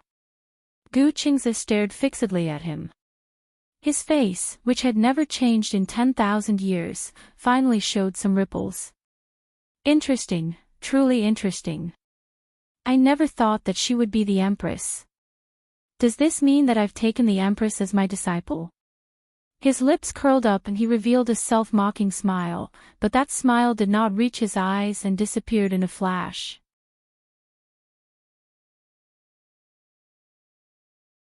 Chapter 1146. Imo Chuan carried Qin Ning out of Chu Xiaobai's room and turned into another room. He closed the room and put her down. He looked at her quietly. At this time, the sky was just beginning to light up, and the morning light had whitened the window paper. The faint halo of light shone on her head, face, and body. She was like a beautiful pearl, and her whole body exuded a bright luster, making him unable to move his eyes away. They hadn't seen each other for over 10 days, but in these past 10 days, he had been thinking about her day and night. He was afraid that something would happen to her on the way, and he had secretly regretted it many times. He shouldn't have been soft-hearted and agreed to let her leave the capital city alone. At this time, seeing her standing in front of him unscathed, his heart was filled with waves of joy. He just wanted to hold her tightly in his arms and tell her the pain of lovesickness. But when he thought of the scene just now, the warmth in his chest suddenly froze. It was like a bucket of cold water had been poured over him, freezing all of his passion. "Master!" Her voice was soft and delicate. When she shouted out those 2 words, it was very pleasant to hear. His heart skipped a beat when he heard them. But these 2 words were used to call a young unfamiliar man. That young man without any hair on his mouth was the divine doctor she had invited back this time. She was actually calling him master in such an intimate manner. In these past 10 days, what had happened between them? Why did she call that man master? Mo Chuan felt a surge of jealousy from the bottom of his heart. His passionate eyes became as deep as ink, not revealing any emotions at all. "Mo Chuan, what happened? Your face doesn't look good, is it because you didn't sleep last night?" Chen Ning's heart was beating fast and her face was red from Mo Chuan's passionate gaze. He carried her away without saying a word and came to an empty room.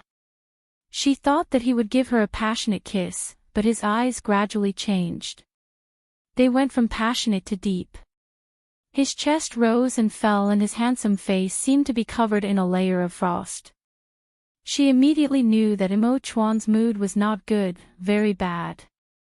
Mo Chuan did not say a word and just stared at her. He indeed did not sleep last night, how could his face be good? When she came back, not only did she not care about him, she even said that his face was not good enough. His face was not good, but that divine Dr. Gu something's face was good enough. Mo Chuan had a stomach full of fire and adding in the troublesome matter he had encountered, his heart was filled with annoyance. When he saw her, his heart was filled with joy, but it was immediately messed up by that fellow surnamed Gu. "Mo Chuan, are you angry?" Chen Ning saw the faint flames in his eyes. She thought that Mo Chuan did not show any emotions, so for him to be moved, it must have been a very serious matter. Of course he was angry, very angry. Mo Chuan continued to stare at her. He really wanted to loudly ask her, why didn't she break free when that goose-something fellow was holding her arm? But because of the man's pride, he couldn't ask. "Tell me, what happened?" Chen Ning looked at his black as ink face and her heart filled with worry. Something very important had indeed happened, but in Mo Chuan's heart, there was nothing more important than her. "Do you still need to ask me what you did?" he finally said in a low voice.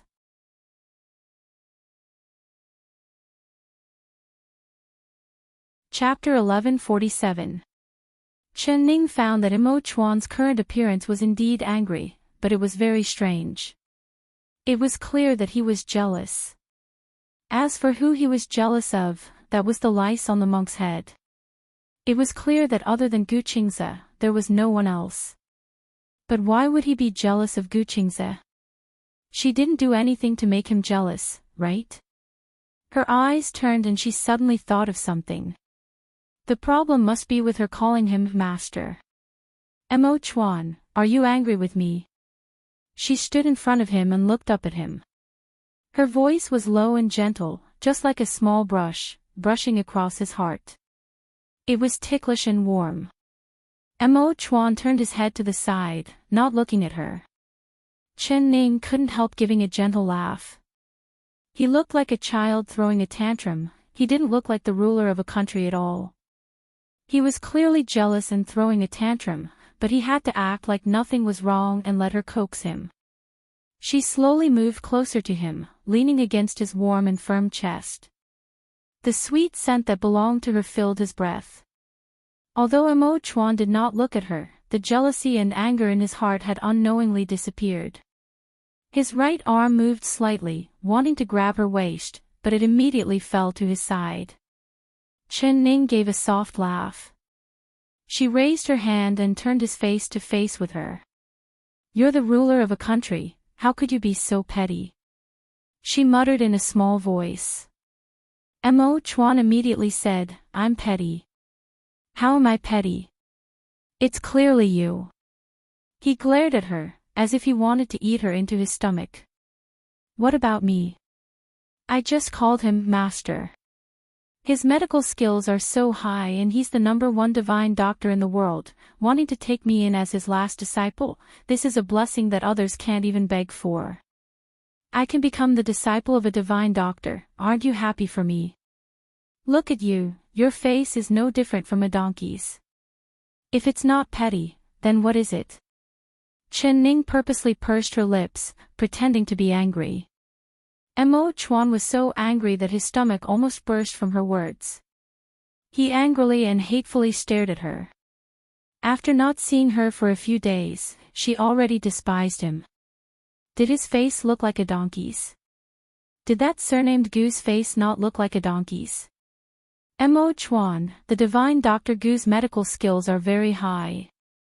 You weren't here yesterday, but Dr. Zhang, Shui Feng, and I all saw it clearly. If it wasn't for him using all his strength to save Xiao Bai would not have recovered this quickly. Do you know? Xiao Bai is already breathing and has a pulse, but he has a fever and a cold. There have been many accidents in one night, but the ancient divine doctor can find a way to cure him every time. He really is a divine doctor, I have never seen a better doctor than him. Woo! Mo Xiao Chuan's words, Xiao Chen was that Chuan's words. Mo was, Ning. Heard she did not. He did not want to listen. As he didn't want to hear even half a word of praise for another man from her mouth, not to mention that she had praised him so many times in a row. Every word was praising that man's good. No was for him. For him. No. His face was getting uglier and uglier, but she didn't notice it at all. She was still talking non-stop.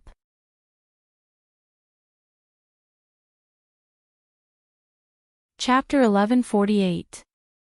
Woo, Mo Chuan. Chen Ning's voice came out from under his lips and was completely swallowed by him, not being able to say a single word. Her mind was completely blank because Mo Chuan's fierce and overbearing kiss made it hard for her to breathe. His tongue was like a fish swimming in the deep sea, nimbly entangling the tip of her tongue, making her face turn red. She had kissed him many times, but he had never kissed her so deeply before. That kiss, which was filled with anger and punishment, was more like abuse, and more like possession. Was he declaring his sovereignty? Chen Ning's body was tightly held in Mo Chuan's embrace, with not a single gap between the two of them. She was forced to raise her head to receive his kiss, but his large pressure made it hard for her to breathe and her body felt weak. If it wasn't for his large palm holding her waist, she would have already turned into a pool of warm water in his embrace. Unknowingly, the tyrannical and possessive kiss slowly changed. The movements of his tongue became gentle, teasing the tip of her tongue to entangle with him. Her face turned hot and her heart sped up. She couldn't help reaching out to grab his neck, responding to his kiss. In the end, she was met with an even more fierce attack from him. Mo Chuan, let me catch my breath. She pushed him away with great difficulty and took in a breath of fresh air. His lips chased after her again and tightly pressed against her lips. He carried her and walked to the bed to the side. He carried her onto the bed and pressed her down, continuing to kiss her in a domineering and passionate manner. She was trapped like this, unable to break free and could only endure his kiss. Her face was red and her heart was beating like a little deer. Her long eyelashes fluttered like butterfly wings, covering her dark and intoxicated eyes. This kiss of his seemed like he had released all the passion and lovesickness he had accumulated over the past few days. But did he need to be this fierce and domineering? It wasn't like she didn't want him to kiss her. Did he need to be this thirsty? After an unknown amount of time, Mo Chuan finally raised his head and his lips moved away from hers, but his body was still pressed against hers, imprisoning her and making her unable to move. "Speak, does my face look like a donkey's face?" he asked in a stiff voice as he stared at her without blinking. Her face was flushed red like a blooming crabapple flower, incomparably tender and beautiful. Her lips had become moist and moist from his kiss, like a ripe fruit, fragrant and sweet. Hearing this, she raised her eyelashes in shock and widened her eyes. Those slightly widened eyes were especially charming and enchanting, causing the fire that had been suppressed in his body for a long time to suddenly soar. With a poochithed sound, she gave a soft laugh. She never thought that he would mind her casual joke this much. "Say, don't we look alike?" he asked again as his eyes sparkled like fire. "Yes." She suppressed her laughter and deliberately said. Mo Chuan's brows jumped up. He lifted her chin and kissed her again without saying a word. Good, she had such a sharp tongue, he had to grind her sharp teeth. His tempestuous kisses left her breathless again. "Say it again, don't we look alike?" Mo Chuan only let go of her when she couldn't breathe. Chen Ning's face was as red as a ripe crab. She angrily glared at him and seeing that he was about to lower his head again, she quickly raised her hand to cover his lips.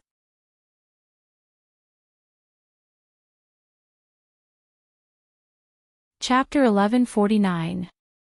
Mo Chuan was still not satisfied as he continued to ask, "Is his face prettier or is mine prettier?" Chen Ning almost couldn't help laughing.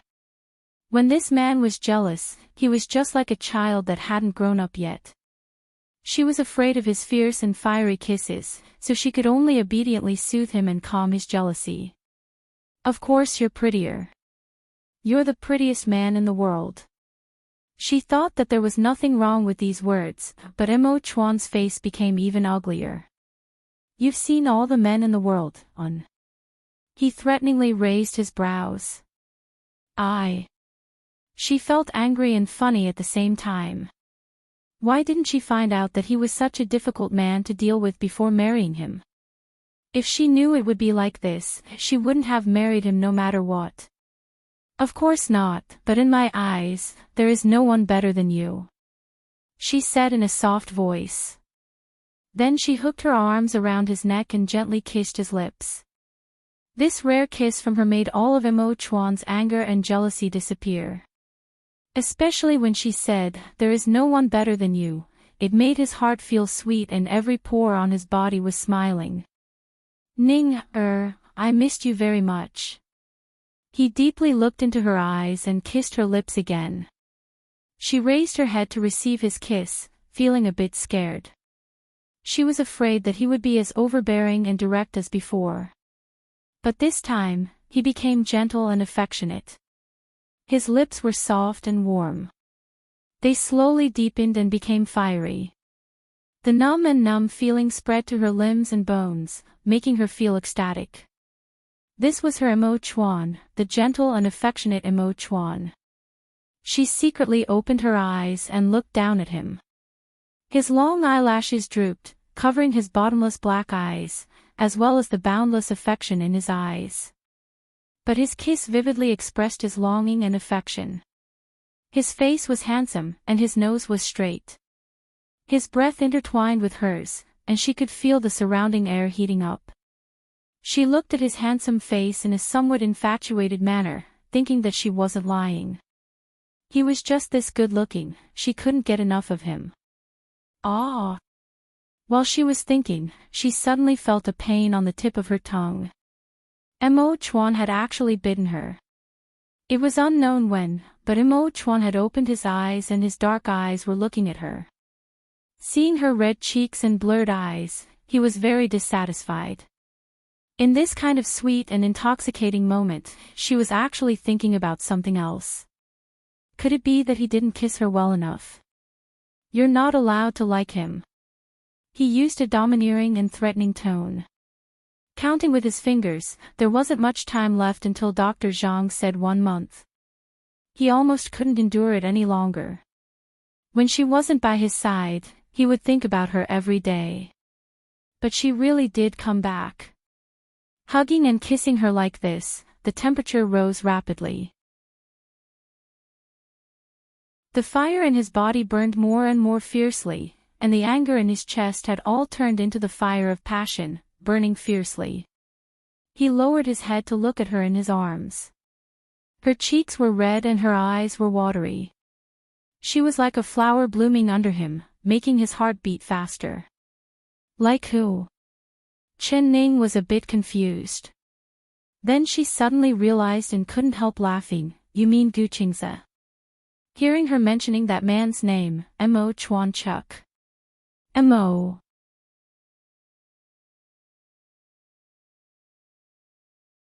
Chapter 1150. Mo Chuan's fingers gently stroked her soft cheeks. Her taste was as sweet as honey, deeply intoxicating him. The temperature in the room rose again and the flames in his body quickly spread to her body.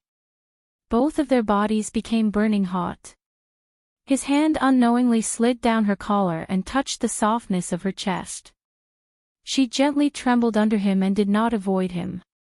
She only raised her dark and moist eyes and looked at his face that had become fanatical because of the confusion of passion. Mo Chuan, has it been a month already? She softly whispered. It was like a bucket of cold water had been poured over Mo Chuan's head and he suddenly sobered up. He turned around and left her body. Standing in front of the bed, he took a few deep breaths before giving her an apologetic smile. He helped her fix her clothes that had been messed up and pulled her up from the bed. Holding her in front of his chest, he raised her chin and gently kissed her lips. It's all your fault, making me angry as soon as you came back. He did not dare kiss her deeply, just gently kissing her lips like this and gently caressing her lips. It was ticklish. She wanted to dodge, but his large palm was on the back of her head, so she couldn't dodge. You were clearly the one who was jealous. What does it have to do with me? Her voice came out from under his lips in an unclear voice. His sips were even more enticing than his deep kiss. It made her heart beat wildly and her face turn even redder. You still dare say it? Why did you take another man as your master without my permission? Did you ask for my consent? He spoke in a domineering and threatening voice while biting her lips. I did it to save Xiao Bai. She said. No matter what the reason is, I don't like him being close to you and I don't like you calling him master. If you want to learn medicine, I'll have Dr. Zhang teach you. I don't believe that brat who hasn't even grown hair is a divine doctor. Mo Chuan finally left her lips. He looked up and his deep, black eyes sparkled with a faint glow. Mo Chuan, don't be unreasonable, all right? Chen Ning found this both funny and angry. She couldn't help stomping her feet and rolling her eyes at him. If it wasn't for Gu Qingze yesterday, how could Xiao Bai be safe? His medical skills are clear to everyone here. If you don't believe me, you can ask Zhui Feng. He is your bodyguard, he wouldn't dare lie in front of you. Mo Chuan didn't need to ask to believe Zhui Feng, but his heart was uncomfortable and he was filled with regret. If he knew that the #1 divine doctor in the world was this young, he wouldn't have asked Ning to invite him. If it was said that he had good intentions in taking Ning as his disciple, he wouldn't believe it. If he really was the world's #1 genius doctor, then there would be countless people who wanted to worship him as their master. What kind of disciple couldn't he accept? Why would he want to take her as his disciple? Why did he want to take her as his disciple? Only someone as pure as Ning would believe his lies and think that the other side really wanted to take her in as a disciple because of her talent. But Mo Chuan's eyes did not have a single grain of sand. Gu Qingze. Xiao Xiao. he can forget about using such a method to deceive Ning.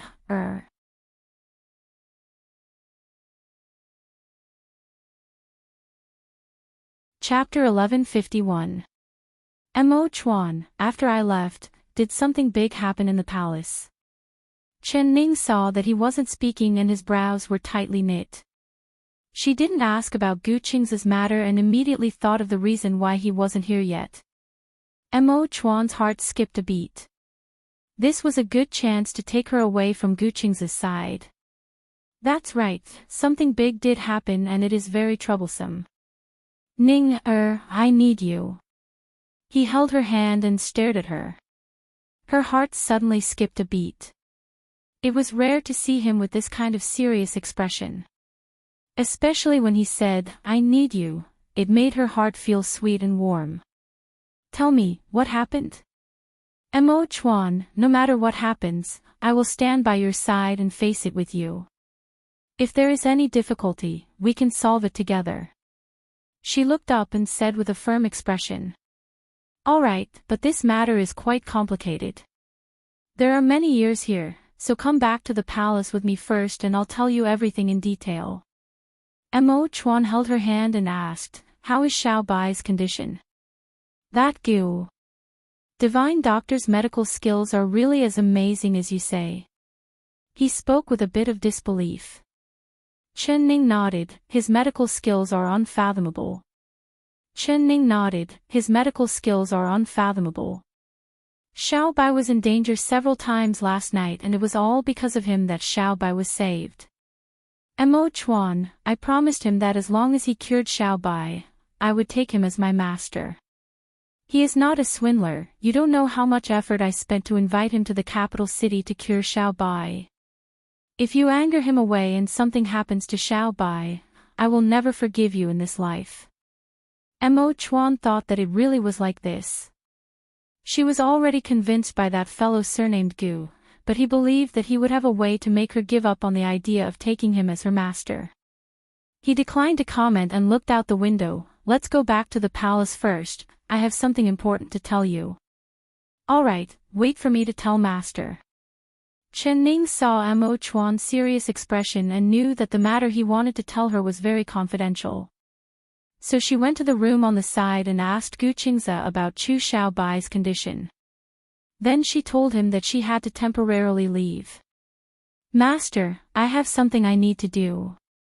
I'll have to ask Master to take care of Xiao Bai's condition. Gu Qingze softly looked at her and then turned to look out the window. He saw Mo Chuan's tall figure standing in front of the window with a smile of ridicule on his lips.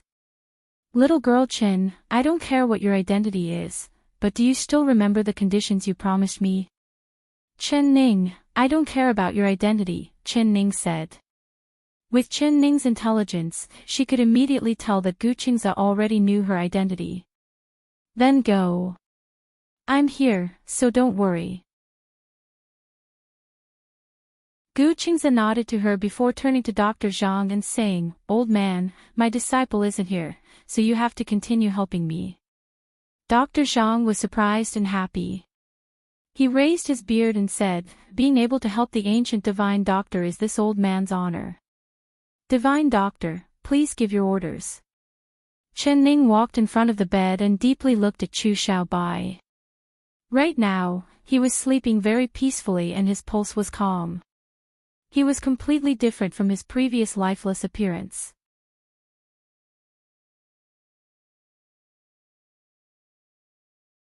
Chapter 1152. Xiao Bai, you have to get better. I still have a lot of things I want to tell you.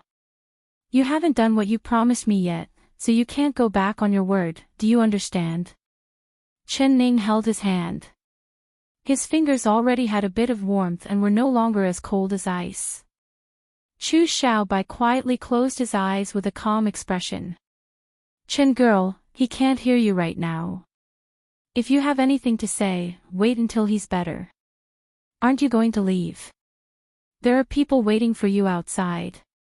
Go, go. Gu Qingze couldn't stand women crying the most. He had an impatient look on his face as he urged her. Chen Ning wiped her tears and forcefully held Chu Xiaobai's hand before turning to leave. Mo Chuan's expression was serious. He did not directly bring her back to the palace, but rather found a place with no one and slowly spoke. Ning, do you know Northern Qi? Chen Ning nodded. She had already heard the eldest princess say that the continent was divided into East Qin, Southern Mountain, West Chu, and Northern Qi. In terms of military strength, East Qin and Southern Mountain were the most powerful. West Chu had been paying tribute to East Qin for many years and had almost become a vassal of East Qin. This made Southern Mountain look at East Qin like a tiger watching its prey, seeing it as a fat piece of meat. They always wanted to take it into their pockets. As for the northernmost country, Northern Qi, it had maintained a neutral attitude from beginning to end. It had diplomatic relations with the other three countries. Although East Qin and Southern Mountain had their eyes on Northern Qi, because of Northern Qi's special location, they did not dare to make any rash moves. After Mo Chuan analyzed the delicate situation of the countries, he said, East Qin and Southern Mountain have not attacked Northern Qi. There is another important reason. In the extreme north of Northern Qi, there is a very rare ore. A light flashed in Chen Ning's mind and she blurted out, profound cold iron stone. She suddenly thought of the prize she had won at the lantern show. Chu Xiaobai said it was an incomparably rare profound cold iron stone. You also know about profound cold iron stone? Mo Chuan was a little surprised and then he shook his head and said, it's not profound cold iron stone. Profound cold iron stone is much more precious. The ore produced in Northern Qi is called profound iron stone and it contains profound iron. After refining it into weapons, ordinary iron will become sharp, making it a rare treasure. However, this kind of ore can only be produced by a few snowy peaks in Northern Qi, and the quantity is very small. Northern Qi firmly controls the black iron mine in their hands, and all of the produced black iron is sent to the palace, where the craftsmen appointed by the state are responsible for forging weapons. Thus, the quality of Northern Qi's weapons is the best of the three countries. It is also because of this that Dongqin and Southern Mountain have never dared to invade Northern Qi. Chen Ning's eyes flashed and she said, I think what East Qin and Nan want the most is the black iron mine in Northern Qi, right? Mo Chuan gave her a look of praise, not bad, but other than that, they also want the blueprints of Northern Qi's weapons. Not only does Northern Qi have black iron mines, they also have skilled craftsmen that can forge incomparably sharp weapons, such as crossbows. Repeating crossbows. Chen Ning's eyes opened wide.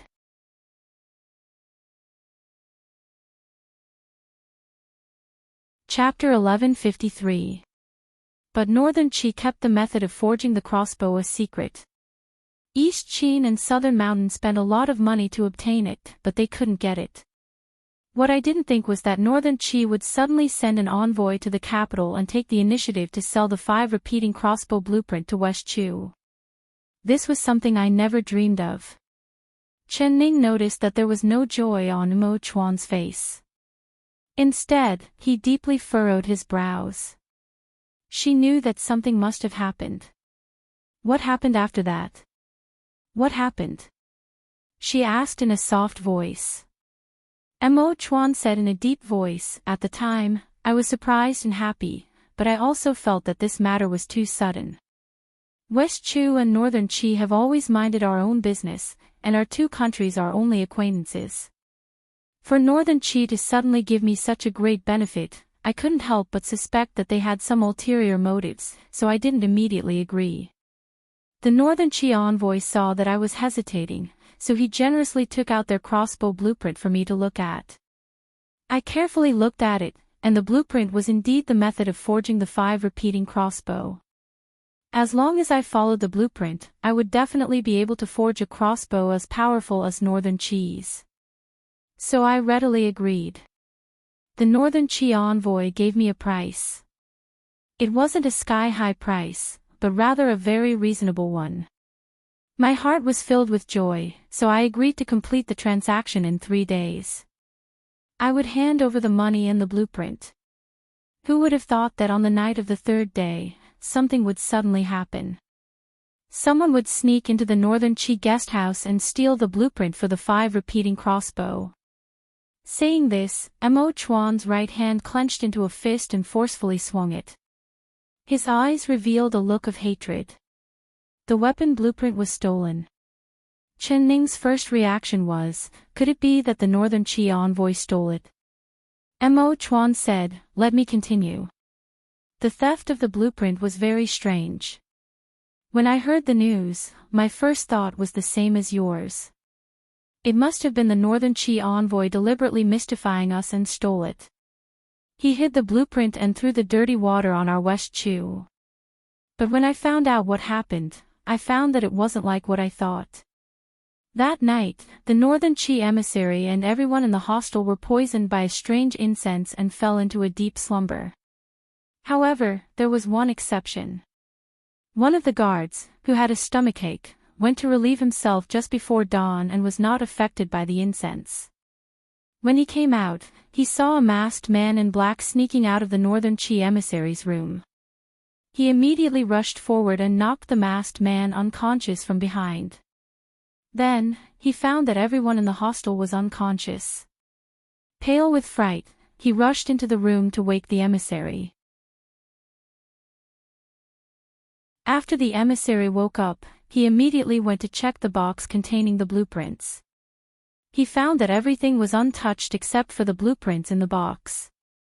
Then you're saying that we've already caught the thief who stole the blueprint. As long as we search the black-clothed man, we can obtain the blueprint.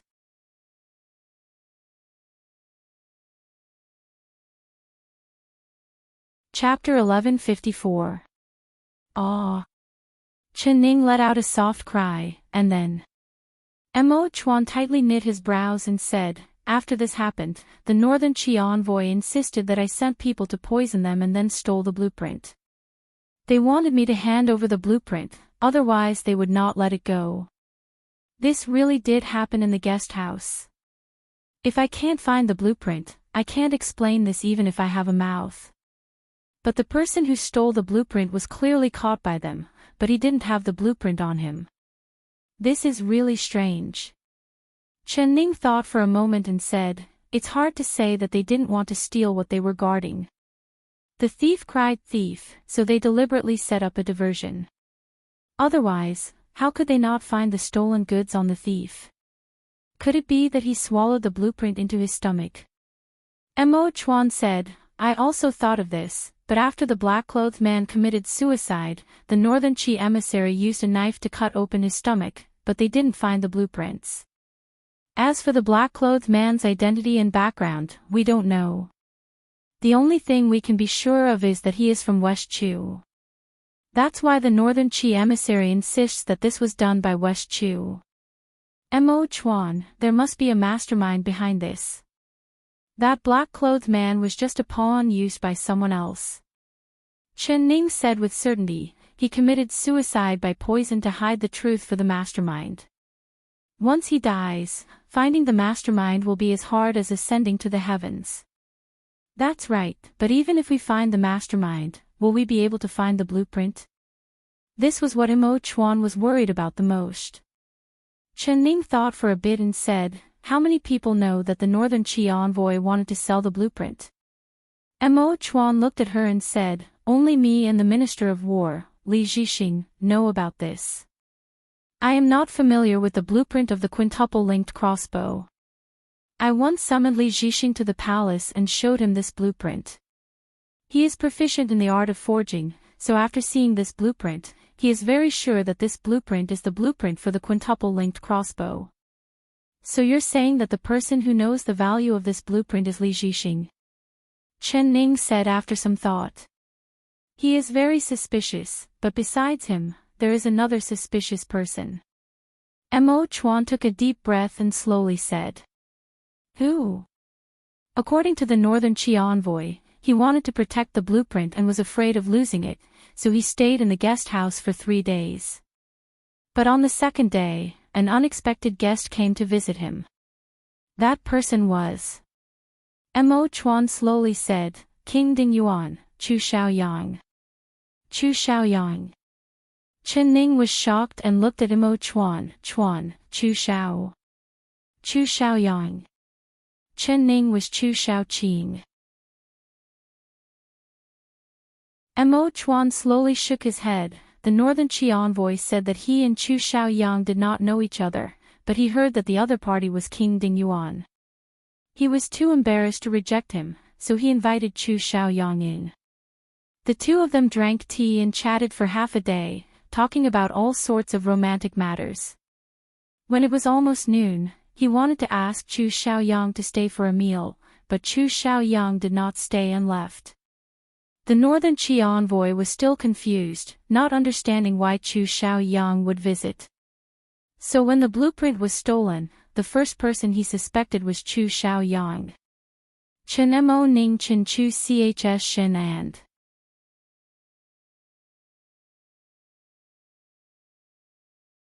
Chapter 1155. They did not know each other, came to visit, sat there for half a day, and then left in a hurry. Each and every one of these things was unusual. Then what happened next? Chen Ning looked up at Mo Chuan. Later, I sent soldiers to surround the guest house, not allowing anyone to enter or leave. I did not believe that the blueprint would disappear. The Northern Qi emissary was overbearing and aggressive, forcing me to hand over the blueprint. But the more he acted like this, the more I felt that he had something to do with it. It was very likely that he was a thief crying thief, but at the same time, Li Zhixing and Chu Xiaoyang were both suspects of stealing the blueprint. Mo Chuan took a deep breath and raised his hand, rubbing his eyebrows. Now, I have both Li Zhixing and Chu Xiaoyang under house arrest in the palace, and I have interrogated them, but the two of them do not admit that they had anything to do with the blueprint theft. Li Zhixing said that he was with his family that night, and his fifth concubine can testify for him, but Chu Xiaoyang, he is not willing to say where he was that night, or what he did, so the most suspicious person is Chu Xiaoyang. Chen Ning nodded and said, That's right, he is the most suspicious. How did he explain visiting the Northern Qi emissary? Mo Chuan said, he said he did not know what the blueprint was. He only heard that Northern Qi had sent an emissary, and he was bored in his manner, so he went to talk to the Northern Qi emissary about Northern Qi's customs and people to relieve his boredom. This story is full of holes, and it is not convincing at all. But he insisted that the blueprint theft had nothing to do with him. I sent people to search Li Zhixing's and Chu Xiaoyang's manners, but we couldn't find any clues about the blueprint. It was as if the blueprint had disappeared into thin air and the person who stole it couldn't determine which of the two did it. Perhaps it was someone else. After he finished speaking, his relaxed eyebrows furrowed again. Ning, you seem to have the ability to see through people's hearts. Whether someone is lying or not, you can tell with a glance. Only you can help me with this matter. Are you willing to help me? He thought back to the first time he met her.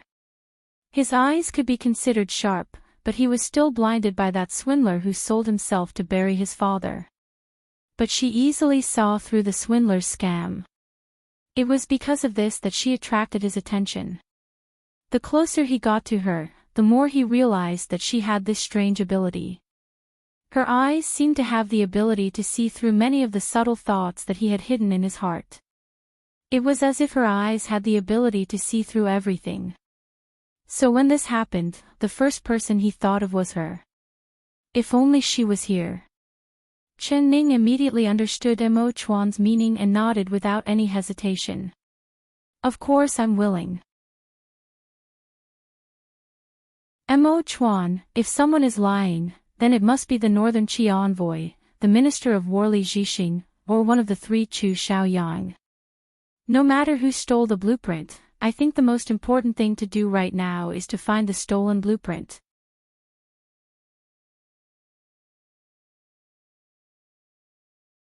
Chapter 1156. Chen Ning's eyes lit up, you're right. Since it's like this, the blueprint can only be in one place. Where? Mo Chuan's eyes also lit up. The guest house, she said with certainty. Mo Chuan immediately shook his head. Impossible. I've already sent people to carefully search the guest house. Every room has been dug 3 feet deep. Everyone in the guest house has been searched, but they haven't found the blueprint. You really searched every place? Chen Ning said thoughtfully. That's right. I personally led people to search. Mo Chuan nodded with certainty. Did you search the room where the Northern Qi emissary lived? The first place I searched was that room. Mo Chuan said. Every corner. Every place. Of course. Chen Ning curled her lips. No, there's one place you definitely didn't search. Mo Chuan said without even thinking, I have personally searched every place and I have searched very carefully. The box with the blueprint, did you search it? That box is clear, it's empty. The blueprint was originally placed in the box, but it's gone. Mo Chuan said. He looked at Chen Ning looking at him with a smile that wasn't a smile and suddenly realized something. You're saying that there's a hidden layer in the box? I'm not sure if there's a hidden layer in the box. After all, I haven't seen the box before. But other than there, I can't think of any other place the thief would put the blueprint, if you really searched everywhere. Chen Ning said in a calm voice. Mo Chuan couldn't help sucking in a breath of cold air. So you're saying that it really was the Northern Qi envoy who stole it? Only the Northern Qi envoy would know that there's a hidden layer in the box, so it must be him. No. This is only one of the possibilities. Mo Chuan, we need to find that box now and see if the blueprint is still in the box. Some things are just my speculations, so we have to see it with our own eyes. Chen Ning said. Mo Chuan nodded and said, all right, let's go to the Northern Qi guest house now. Because the theft of the blueprint was very serious, the guest house was heavily guarded by Mo Chuan's imperial guards. Not even a fly could fly in. Not many people knew that the Northern Qi envoy had brought the blueprint to West Chu. Mo Chuan hid the fact that the blueprint was stolen even more. Others only knew that the Northern Qi envoy had lost an important item, but no one knew that it was the quintuple crossbow blueprint. The Northern Qi envoy was basically under house arrest in the guest house and could not leave. When he heard that the West Chu Emperor and Empress had arrived, he didn't even come out. Mo Chuan and Chen Ning appeared at the door. The Northern Qi envoy looked up and coldly said, did you catch the thief? No. Mo Chuan shook his head. He was not angered by the Northern Qi envoy's rude words. In reality, for something like this to happen, if the Northern Qi emissary had not stolen what he had been guarding, his reaction would have been perfectly normal. If he and the Northern Qi envoy were in a different place, he would probably be as angry as the envoy. The envoy that Chen the Chu the Ning. He said. His dissatisfaction was already overflowing with emotion, and he did not conceal it at all. Mo Chuan didn't get angry. He held Chen Ning's hand and walked into the room. Mo Chuan was not angry. He held Chen Ning's hand and walked into the room.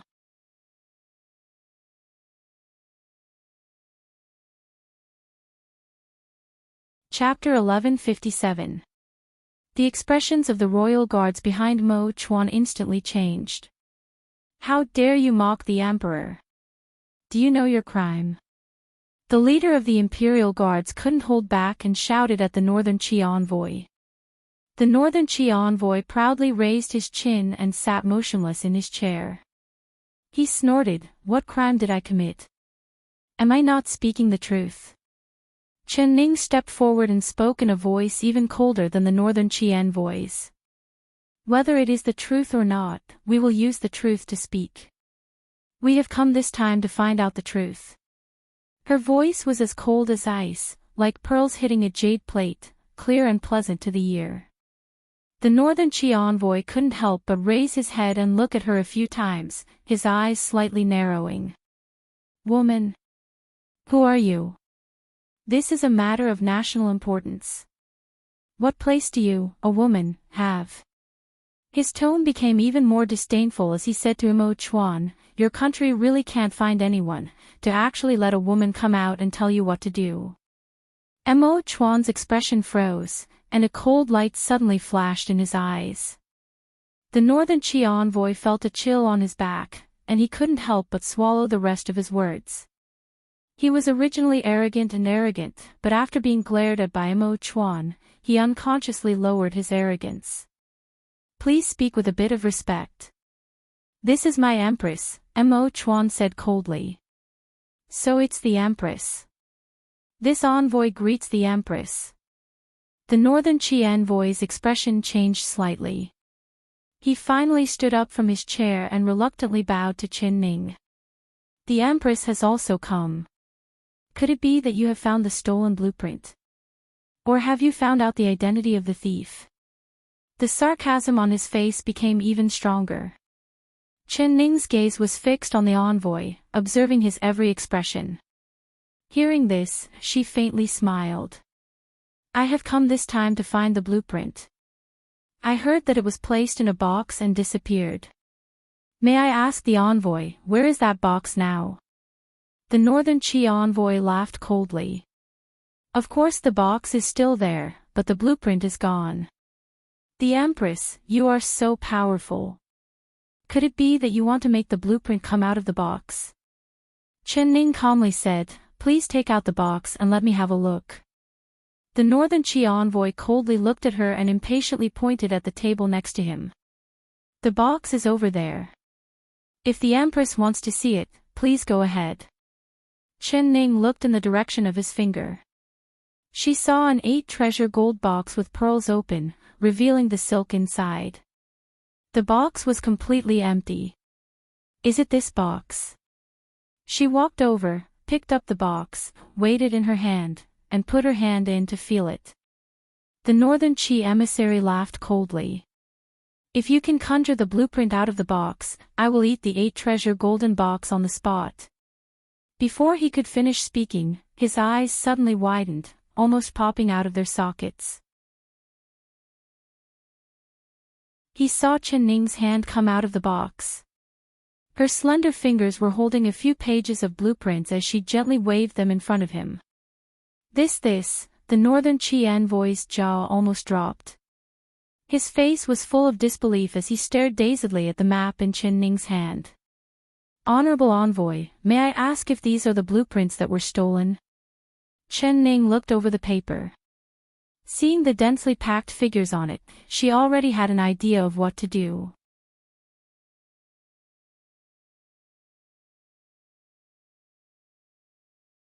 Chapter 1158. Let me see, let me see. The Northern Chi envoy could not contain his excitement. He rushed forward and grabbed the blueprints from Chen Ning's hands, placing them in front of his eyes to examine them one by one. Correct, correct. These are the stolen blueprints. Not a single one is missing. His fingers trembled slightly.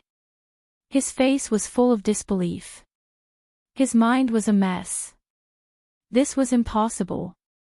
It was clearly an empty golden box. Where did the blueprints come from? Empress, these blueprints, where did you find them? The Northern Chi envoy felt that this matter was extremely strange and couldn't help but ask. Chen Ning lightly said, did you not see it just now? I took these blueprints out of this box. That's impossible, this box is clearly empty. You must have used some sort of trick. The Northern Chi envoy cried out involuntarily. Envoy, you can eat whatever you want, but you can't say whatever you want. When I came here, my hands were empty. This box has always been in your room. What do you mean by that? Chen Ning's face darkened. She looked at him coldly. The envoy was stared at by her clear as ice and immediately swallowed the questions he wanted to ask. But where did these blueprints come from?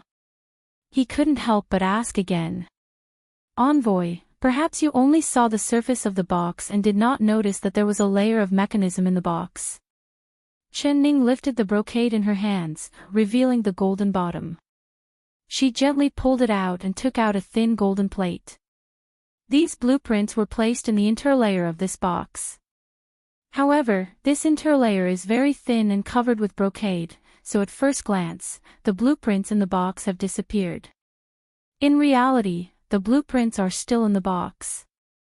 As she spoke, she stared intently at the Northern Qi envoy. Now, I would like to ask Envoy, what is the matter with the interlayer of this box? What is the matter with the blueprints in this box? The blueprints are clearly still in the box. Why does the envoy insist that the blueprints have been stolen? Sir, you have poured this stolen bucket of dirty water on my West Chu. I would like to ask what your intentions are. Her string of questions was powerful and resonant. The Northern Qi envoy was dumbstruck and couldn't speak for a while. Because every one of her questions was accusing him of embezzlement. The Northern Qi envoy felt that he could not defend himself. He really did not know how to answer her questions. This box had always been in his room. Other than him, who else knew of the mechanism of this golden box? Who else could have done anything to this golden box? All the evidence pointed to one thing, and that was that he was the one who did it. He was the thief crying thief. He was the one who stole. The Northern Qi envoy only saw that everyone around him was looking at him with disdain, anger, and disdain. His entire body broke out in a cold sweat. It wasn't me. It really wasn't me. I didn't put the blueprint in the hidden compartment. I really didn't know that there was a hidden compartment in the box. He broke out in a cold sweat and his mind was in a mess. In his panic, he could only think of defending himself. The arrogant and despotic attitude he had just now disappeared without a trace. Because he knew that once the accusation of embezzlement was pinned on his head, he wouldn't be able to clear his name even if he jumped into the sea. In West Chu, even if Imo Chuan did not pursue this matter, once he returned to the country, the Northern Qi Emperor would not forgive him.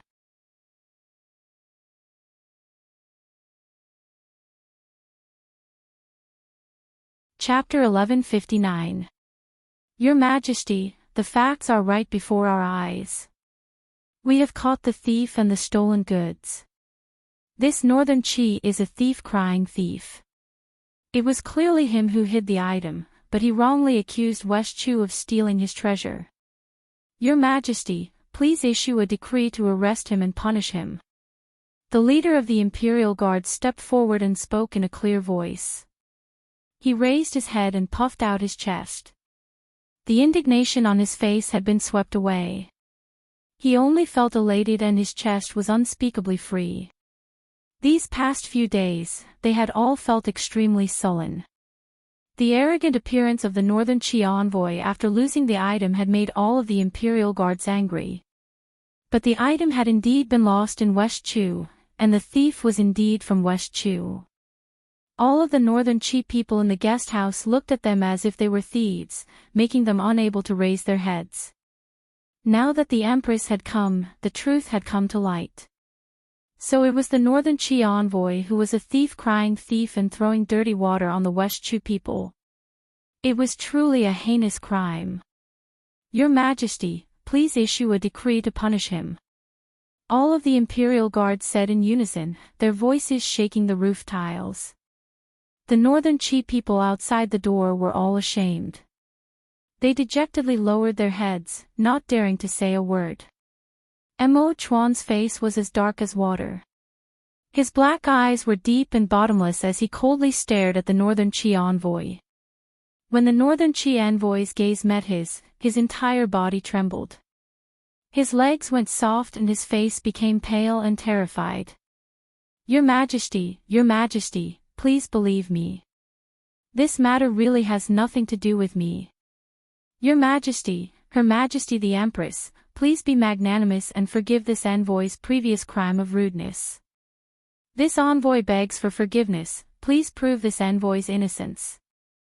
All of his arrogance disappeared. He suddenly became much shorter. He almost knelt in front of Mo Chuan and Chen Ning to beg. Right now, he was like a drowning dog, battered and exhausted. Chen Ning gave a slight smile and said, "Sir Envoy, there is no need to panic. I never said it was you who was a thief crying thief and stealing what you were guarding."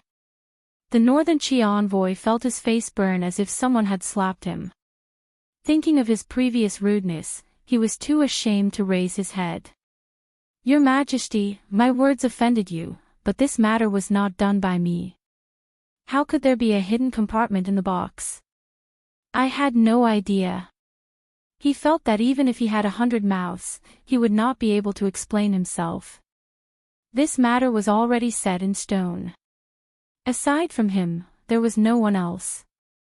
He was the one who had lost the map, but they had been found in his room. The evidence was conclusive. For the first time, he felt what it was like to be wrongly accused. The evidence is clear, yet you still want. If it not you, then who? Your Majesty, please punish him and arrest him. The Imperial Guards were aggressive, and they all glared at the Northern Qi envoys. Mo Chuan slowly nodded. Anger rose in his chest as he stared coldly at the Northern Qi envoy. The other party was actually so cunning, using the name of selling blueprints to contact him, but actually doing such a despicable and dirty thing. If he dared to do it, he would have to take responsibility for it. Even if he beheaded him in public, the Northern Qi Emperor would not be able to say a word. Come. Arrest him. Mo Chuan said coldly. Hearing this, the strength in the Northern Qi envoy's body disappeared. He fell to the ground and collapsed into a ball.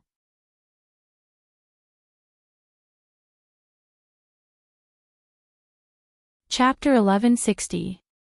Just as the Imperial Guard surrounded the Northern Qi envoys, Chen Ning suddenly raised her hand and raised her voice to say, "Sir Envoy, I didn't say you stole the blueprint.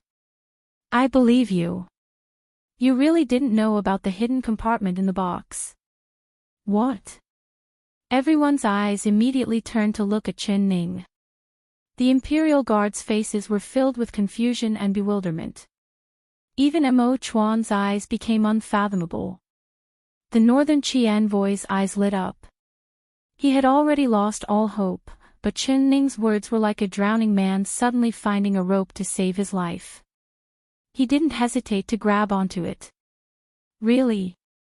Empress, do you believe my words?" His eyes were filled with tears as he looked at Chen Ning with gratitude in his eyes. At this moment, he really wanted to kneel down and kowtow to her. Mo Chuan couldn't help but turn to look at Chen Ning. He asked in a puzzled voice, "Ning, what do you mean? Do you really believe him? He didn't hide the blueprint on purpose." Now that the facts were right in front of them and all the evidence pointed to the Northern Qi envoy, Chen Ning spoke up for him. Even though Mo Chuan thought he understood Chen Ning, he couldn't guess what she was thinking. "I believe him," Chen Ning said in a confident tone. From the moment she entered the door, she had been observing the Northern Qi envoy's expression. She didn't miss a single detail. From his arrogance at the beginning, to his surprise when he found the blueprint, to his panic when he was accused, it was all very real. There was no trace of it being fake. If he wanted to lie to her, it would be impossible for him to hide it from her sharp eyes. Mo Chuan frowned and looked deeply at Chen Ning. He had thought that Chen Ning finding the hidden compartment in the box would prove that this matter had nothing to do with West Chu and that it was all the Northern Qi envoy's doing. But now she was actually speaking up for the Northern Qi envoy. Could it be that she had guessed who really wanted to steal the blueprint? "Ning, I want to know why this blueprint appeared in the hidden compartment in the box. Who is the real thief? Is that black-clothed masked man real or fake?" he asked in a deep voice. In reality, he found that she already had a plan for finding the blueprint in the box. This girl was keeping him in suspense again. Chen Ning combed her hair and gave him an apologetic smile. You have too many questions, I'll answer them one at a time. Mo Chuan, I'm not keeping you in suspense. I'm just not sure if I can find the blueprint in the envoy's room. I'm just making a simple guess. If someone really broke into the post house that night and drugged everyone, and if there really was a black-clothed and masked thief, then when they caught him, they found the sleeping incense on his body and the blueprint was indeed stolen. However, they couldn't find the blueprint on the thief's body, and there was nothing in the honorable envoy's room either. In that case, could the blueprint have disappeared without a trace? Mo Qian, Qi envoy, and Chuan, this is obviously impossible because he was discovered as soon as he left the room. He didn't have the chance to move the stolen goods. If that's the case, where would the blueprint be? Her eyes were sparkling, and her voice was crisp and sweet. Everyone was attracted by her words and thought, yes, where could this blueprint be?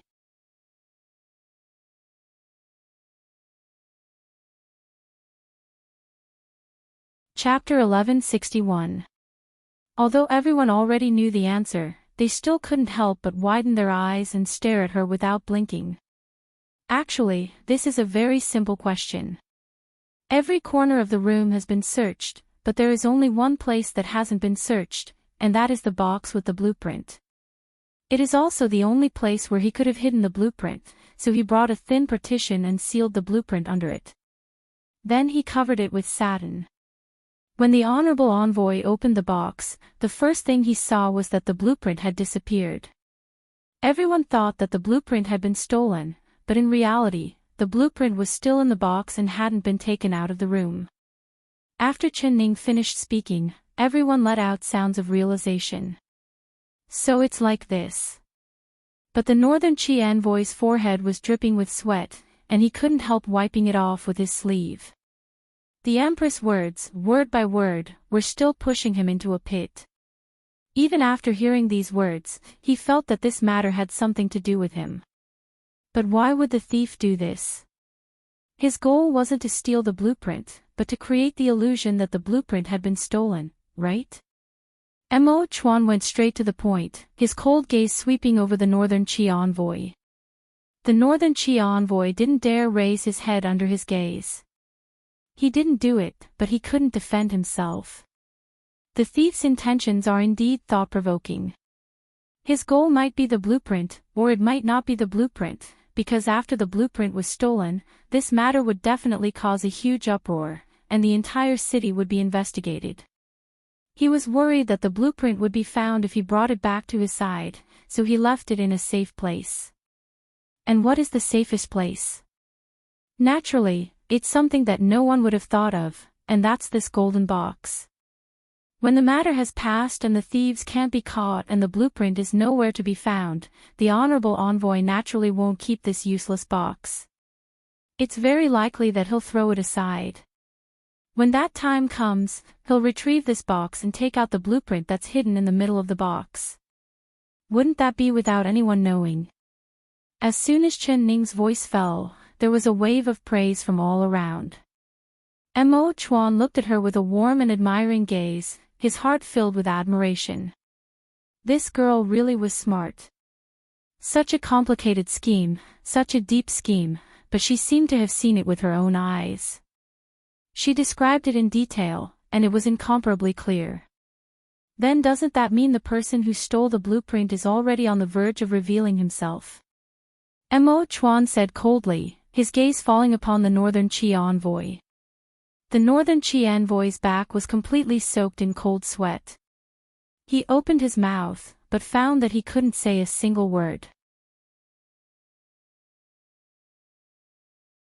Chen Ning shook her head and said, "It's not that obvious, but it's even more confusing.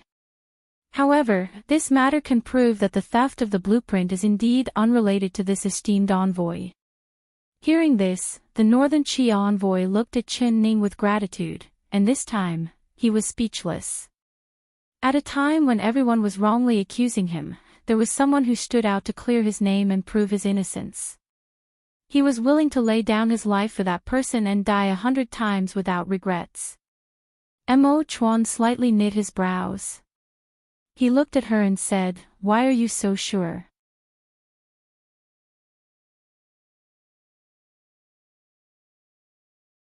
Chapter 1162. There is a saying that a negative is a positive. If I assume that there really is a thief, and if he really came to steal the blueprint, and if I don't find the blueprint in the hidden compartment, then it means that the honorable envoy is a thief crying thief, stealing what he is guarding. But if all the assumptions are established, then there is only one result, and that is that the honorable envoy is not lying. He really doesn't know that the blueprint is hidden in the compartment of the box. If I explain it like this, can you understand? Chen Ning's clear and bright eyes stared at Mo Chuan. They were clear and bright, and very intelligent. This reasoning already touched upon the deeper principles of logic. It was a bit difficult for Mo Chuan and the others, who had never come into contact with logic, to accept it. Of course, this was only one of the reasons why she came to this conclusion. The other reason was that, through micro-observation, she found that the Northern Qi envoy was not lying. Everyone was confused hearing this, and their brains couldn't wrap around it. What was a negative is a positive? What was a hypothesis established? Was the Empress talking about the Book of Heaven? Although they couldn't understand, they all believed Chen Ning's words without a doubt. They admired her intelligence to the point of prostrating themselves, so no one questioned her. Mo Chuan looked at Chen Ning, and his originally stern face revealed a faint smile. It was like the ice had melted, making people feel like they were bathing in the spring wind. He reached out his hand and lovingly rubbed her hair. In a soft voice, he said, "I don't understand, but I believe you." The Imperial Guard saw the faint smile on Mo Chuan's face, and they were so shocked that they couldn't believe their eyes. The serious emperor in their eyes, who never smiled, could actually have such a gentle moment. He could actually smile. Especially when the emperor could use such a gentle tone to speak, they had never seen or heard of it before. Chen Ning's white jade-like cheeks turned slightly red. She didn't think that Mo Chuan would reveal such a tender and sweet expression to her in front of everyone. His gentle eyes were like water, making her drown in them. She awkwardly cleared her throat and looked away, looking at the Northern Qi envoy. "Honorable envoy, since the blueprint has been found, can we continue with the deal between our two countries?" This? The Northern Qi envoy's expression was filled with hesitation. His heart had just fallen back into his stomach, but he tightly gripped the blueprint in his hand. His heart was already beating a retreat. This theft had scared him to the point that 3 out of 7 souls had disappeared. It was all because of the blueprint. Now it was proven that the person who stole the blueprint was someone else, and this person was without a doubt a West Chu citizen. Perhaps he was sent by the young emperor in front of him, so he didn't want to sell the blueprint to a thief. Chen Ning looked at his expression and already guessed his thoughts.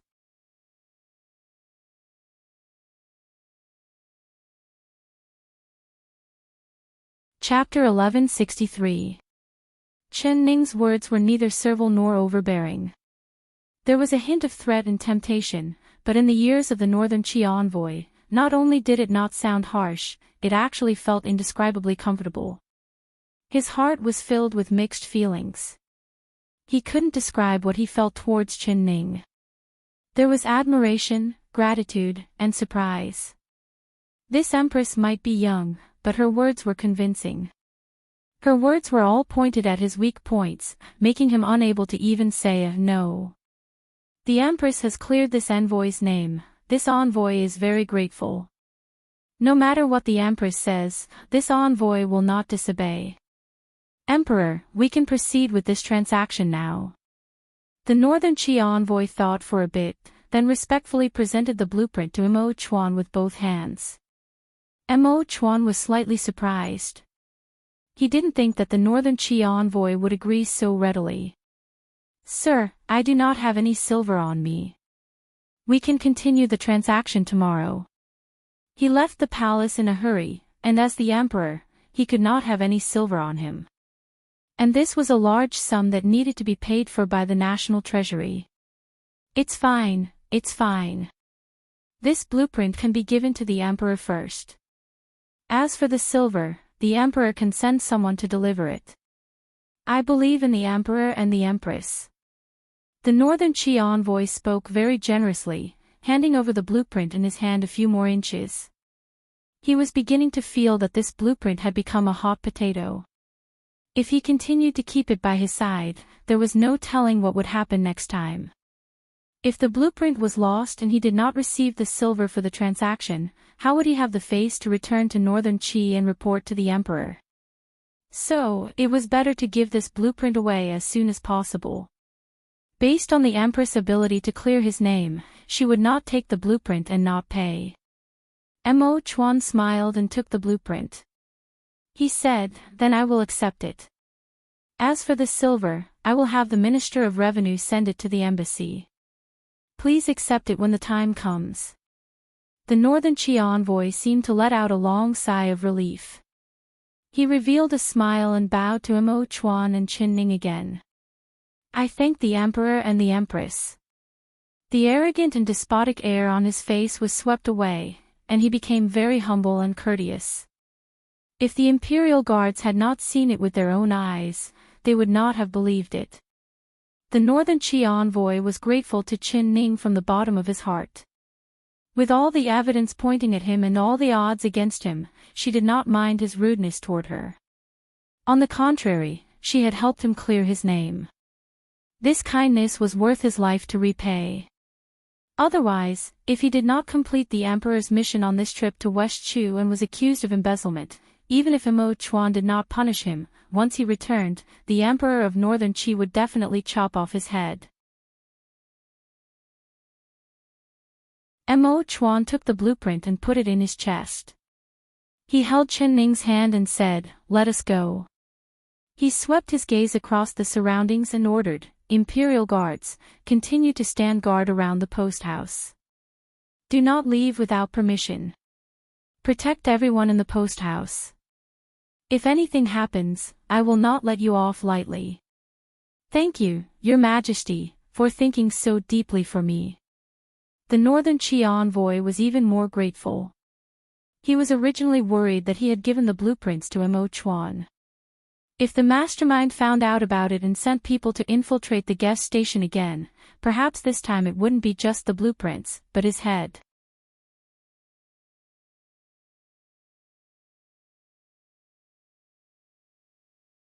Chapter 1164. After Mo Chuan and Qin Ning left the guest house, they remained silent.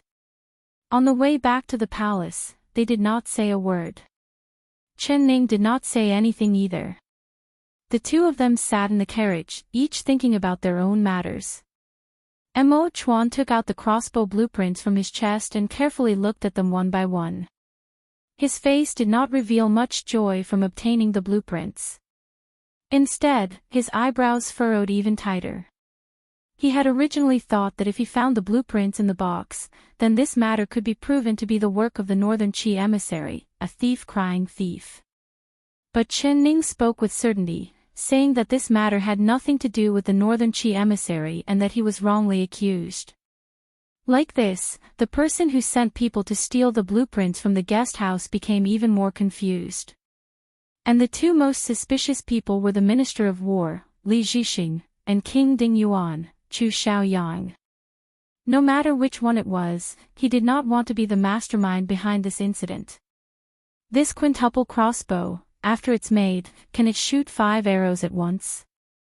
Qin Ning's eyes fell onto the blueprints in Mo Chuan's hands. She casually looked at them and asked thoughtfully. "Not bad, Ning, you can actually understand weapon blueprints." Mo Chuan was a little surprised. This kind of complicated blueprints, if one did not learn the art of forging, normal people would not be able to understand it. Even he had to find Li Zhixing for a few books on forging and cram for a few days before he could understand it. Qin Ning gave a faint smile. She had indeed dabbled in these cold weapon blueprints before. Although she did not understand them, there were diagrams and written records of them in her memory palace. I know a thing or two, but this quintuple crossbow doesn't look that special. Is it that powerful to shoot 5 arrows at once? She thought back to the books she remembered about crossbows. The most famous one was the Zhuge crossbow. It was said that it was made by Zhuge Liang of the Three Kingdoms. It could shoot 10 arrows at once and had a very strong firepower. The weakness was that it was too big and too heavy, so a single person could not use it. Later on, there was a great inventor in the Wei Kingdom, Ma Jun, who improved the Zhuge crossbow. The improved crossbow was smaller and lighter, so it could be used by a single person. The most powerful part was that it could shoot 50 arrows at once, which had a very strong killing power. Unfortunately, the method to make it had been lost. Hearing Chen Ning's words, Mo Chuan's brows relaxed. He rubbed her hair and said with a smile, "Silly girl, this quintuple crossbow blueprint is priceless. East Qin and Southern Mountain are both eyeing it. A crossbow that can shoot 5 arrows at once, don't you think it's powerful?" Chen Ning blinked and suddenly said, "I know of a crossbow that can shoot 10 arrows at once." Chen Ning blinked and suddenly said, "I know of a crossbow that can. It's that powerful."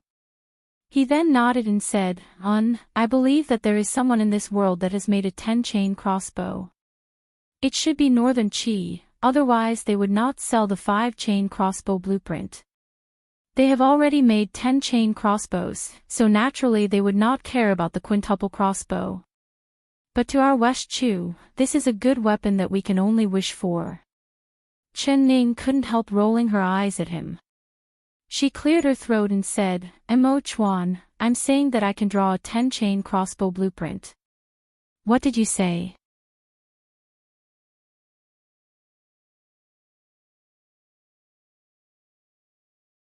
Chapter 1165. Ning, how could you know this?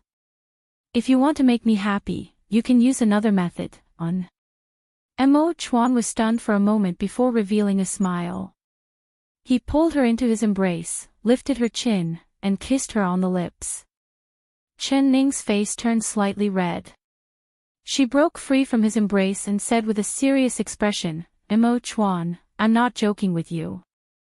I'm serious, let me see this blueprint."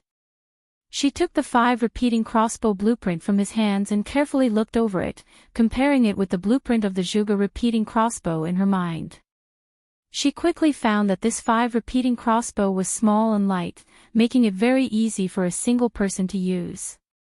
Although the Zhuge repeating crossbow could shoot 10 arrows at once, its weakness was obvious. It was too heavy and needed 2 or even 3 people to use it. She couldn't help thinking that perhaps there was a way to combine the advantages of these 2 crossbows. She unknowingly became lost in thought. "We're about to enter the palace. Ning, who are you going to interrogate first? Li Zhixing or Chu Xiaoyang?" Mo Chuan looked at the palace gates coming closer and closer and his heart became heavy. One was his most valued minister, and the other was his blood-related nephew. But one of these 2 people had betrayed him. No matter who it was, he did not want to face them. But this mystery would soon be revealed. Chen Ning had just thought of a clue, but she didn't have time to think about it. Hearing this, she looked up and thought about it for a bit. Chu Xiaoyang. She quietly said this name without any fluctuations in her voice, just like she was talking about a stranger. Mo Chuan was a bit surprised, but he didn't say anything and just looked at her with a deep gaze. "Relax, with me by your side, he definitely won't touch a single finger of yours," he firmly said. "No, Mo Chuan, when I see him in a bit, I hope you won't be there." "No." Mo Chuan immediately shook his head. "If I'm not there, what if he hurts you? With his personality, he won't care." "Mo Chuan, listen to me." Chen Ning placed her index finger on his lips. "I'll act according to the situation, I won't let him hurt me." If you're there, his emotions will become unstable after seeing you and it will affect my judgment, so I have to see him alone. Believe me, I will protect myself. Did you forget the peacock tail you gave me? The little needles on it aren't something to be trifled with. If he dares to be rude to me, I'll let him have a taste of these needles. Mo Chuan still shook his head. No, Ning, I can promise you anything, but I can't do this. Chu Xiaoyang's martial arts are very high, so if he suddenly attacks, you won't be able to react at all. Even if you have the peacock tail, it won't be foolproof, so I'm not assured. Chen Ning knew that he was worried about her and her heart filled with warmth. With a faint smile, she said, "You're being this good to me, is it because you want me to repay you with my body? Mo Chuan, I've already married you, so I'm already yours. You don't need to say these kinds of sweet words to coax me." Mo Chuan's heart filled with sweetness, but he pretended to be angry as he said, "Do you think I'm saying sweet words?" He grabbed her arms and pretended to be angry. Chen Ning giggled, "Lord husband, please calm your anger. This little girl won't dare speak nonsense anymore." You're tuning into the LoveLore Library YouTube channel. We're so grateful for your support and don't forget to subscribe to join us on this incredible journey through captivating stories. Your generosity through donations truly makes a world of difference, as it's the primary source of revenue that allows me to expand and enhance this channel for you. Thank you from the bottom of my heart for being a part of this adventure.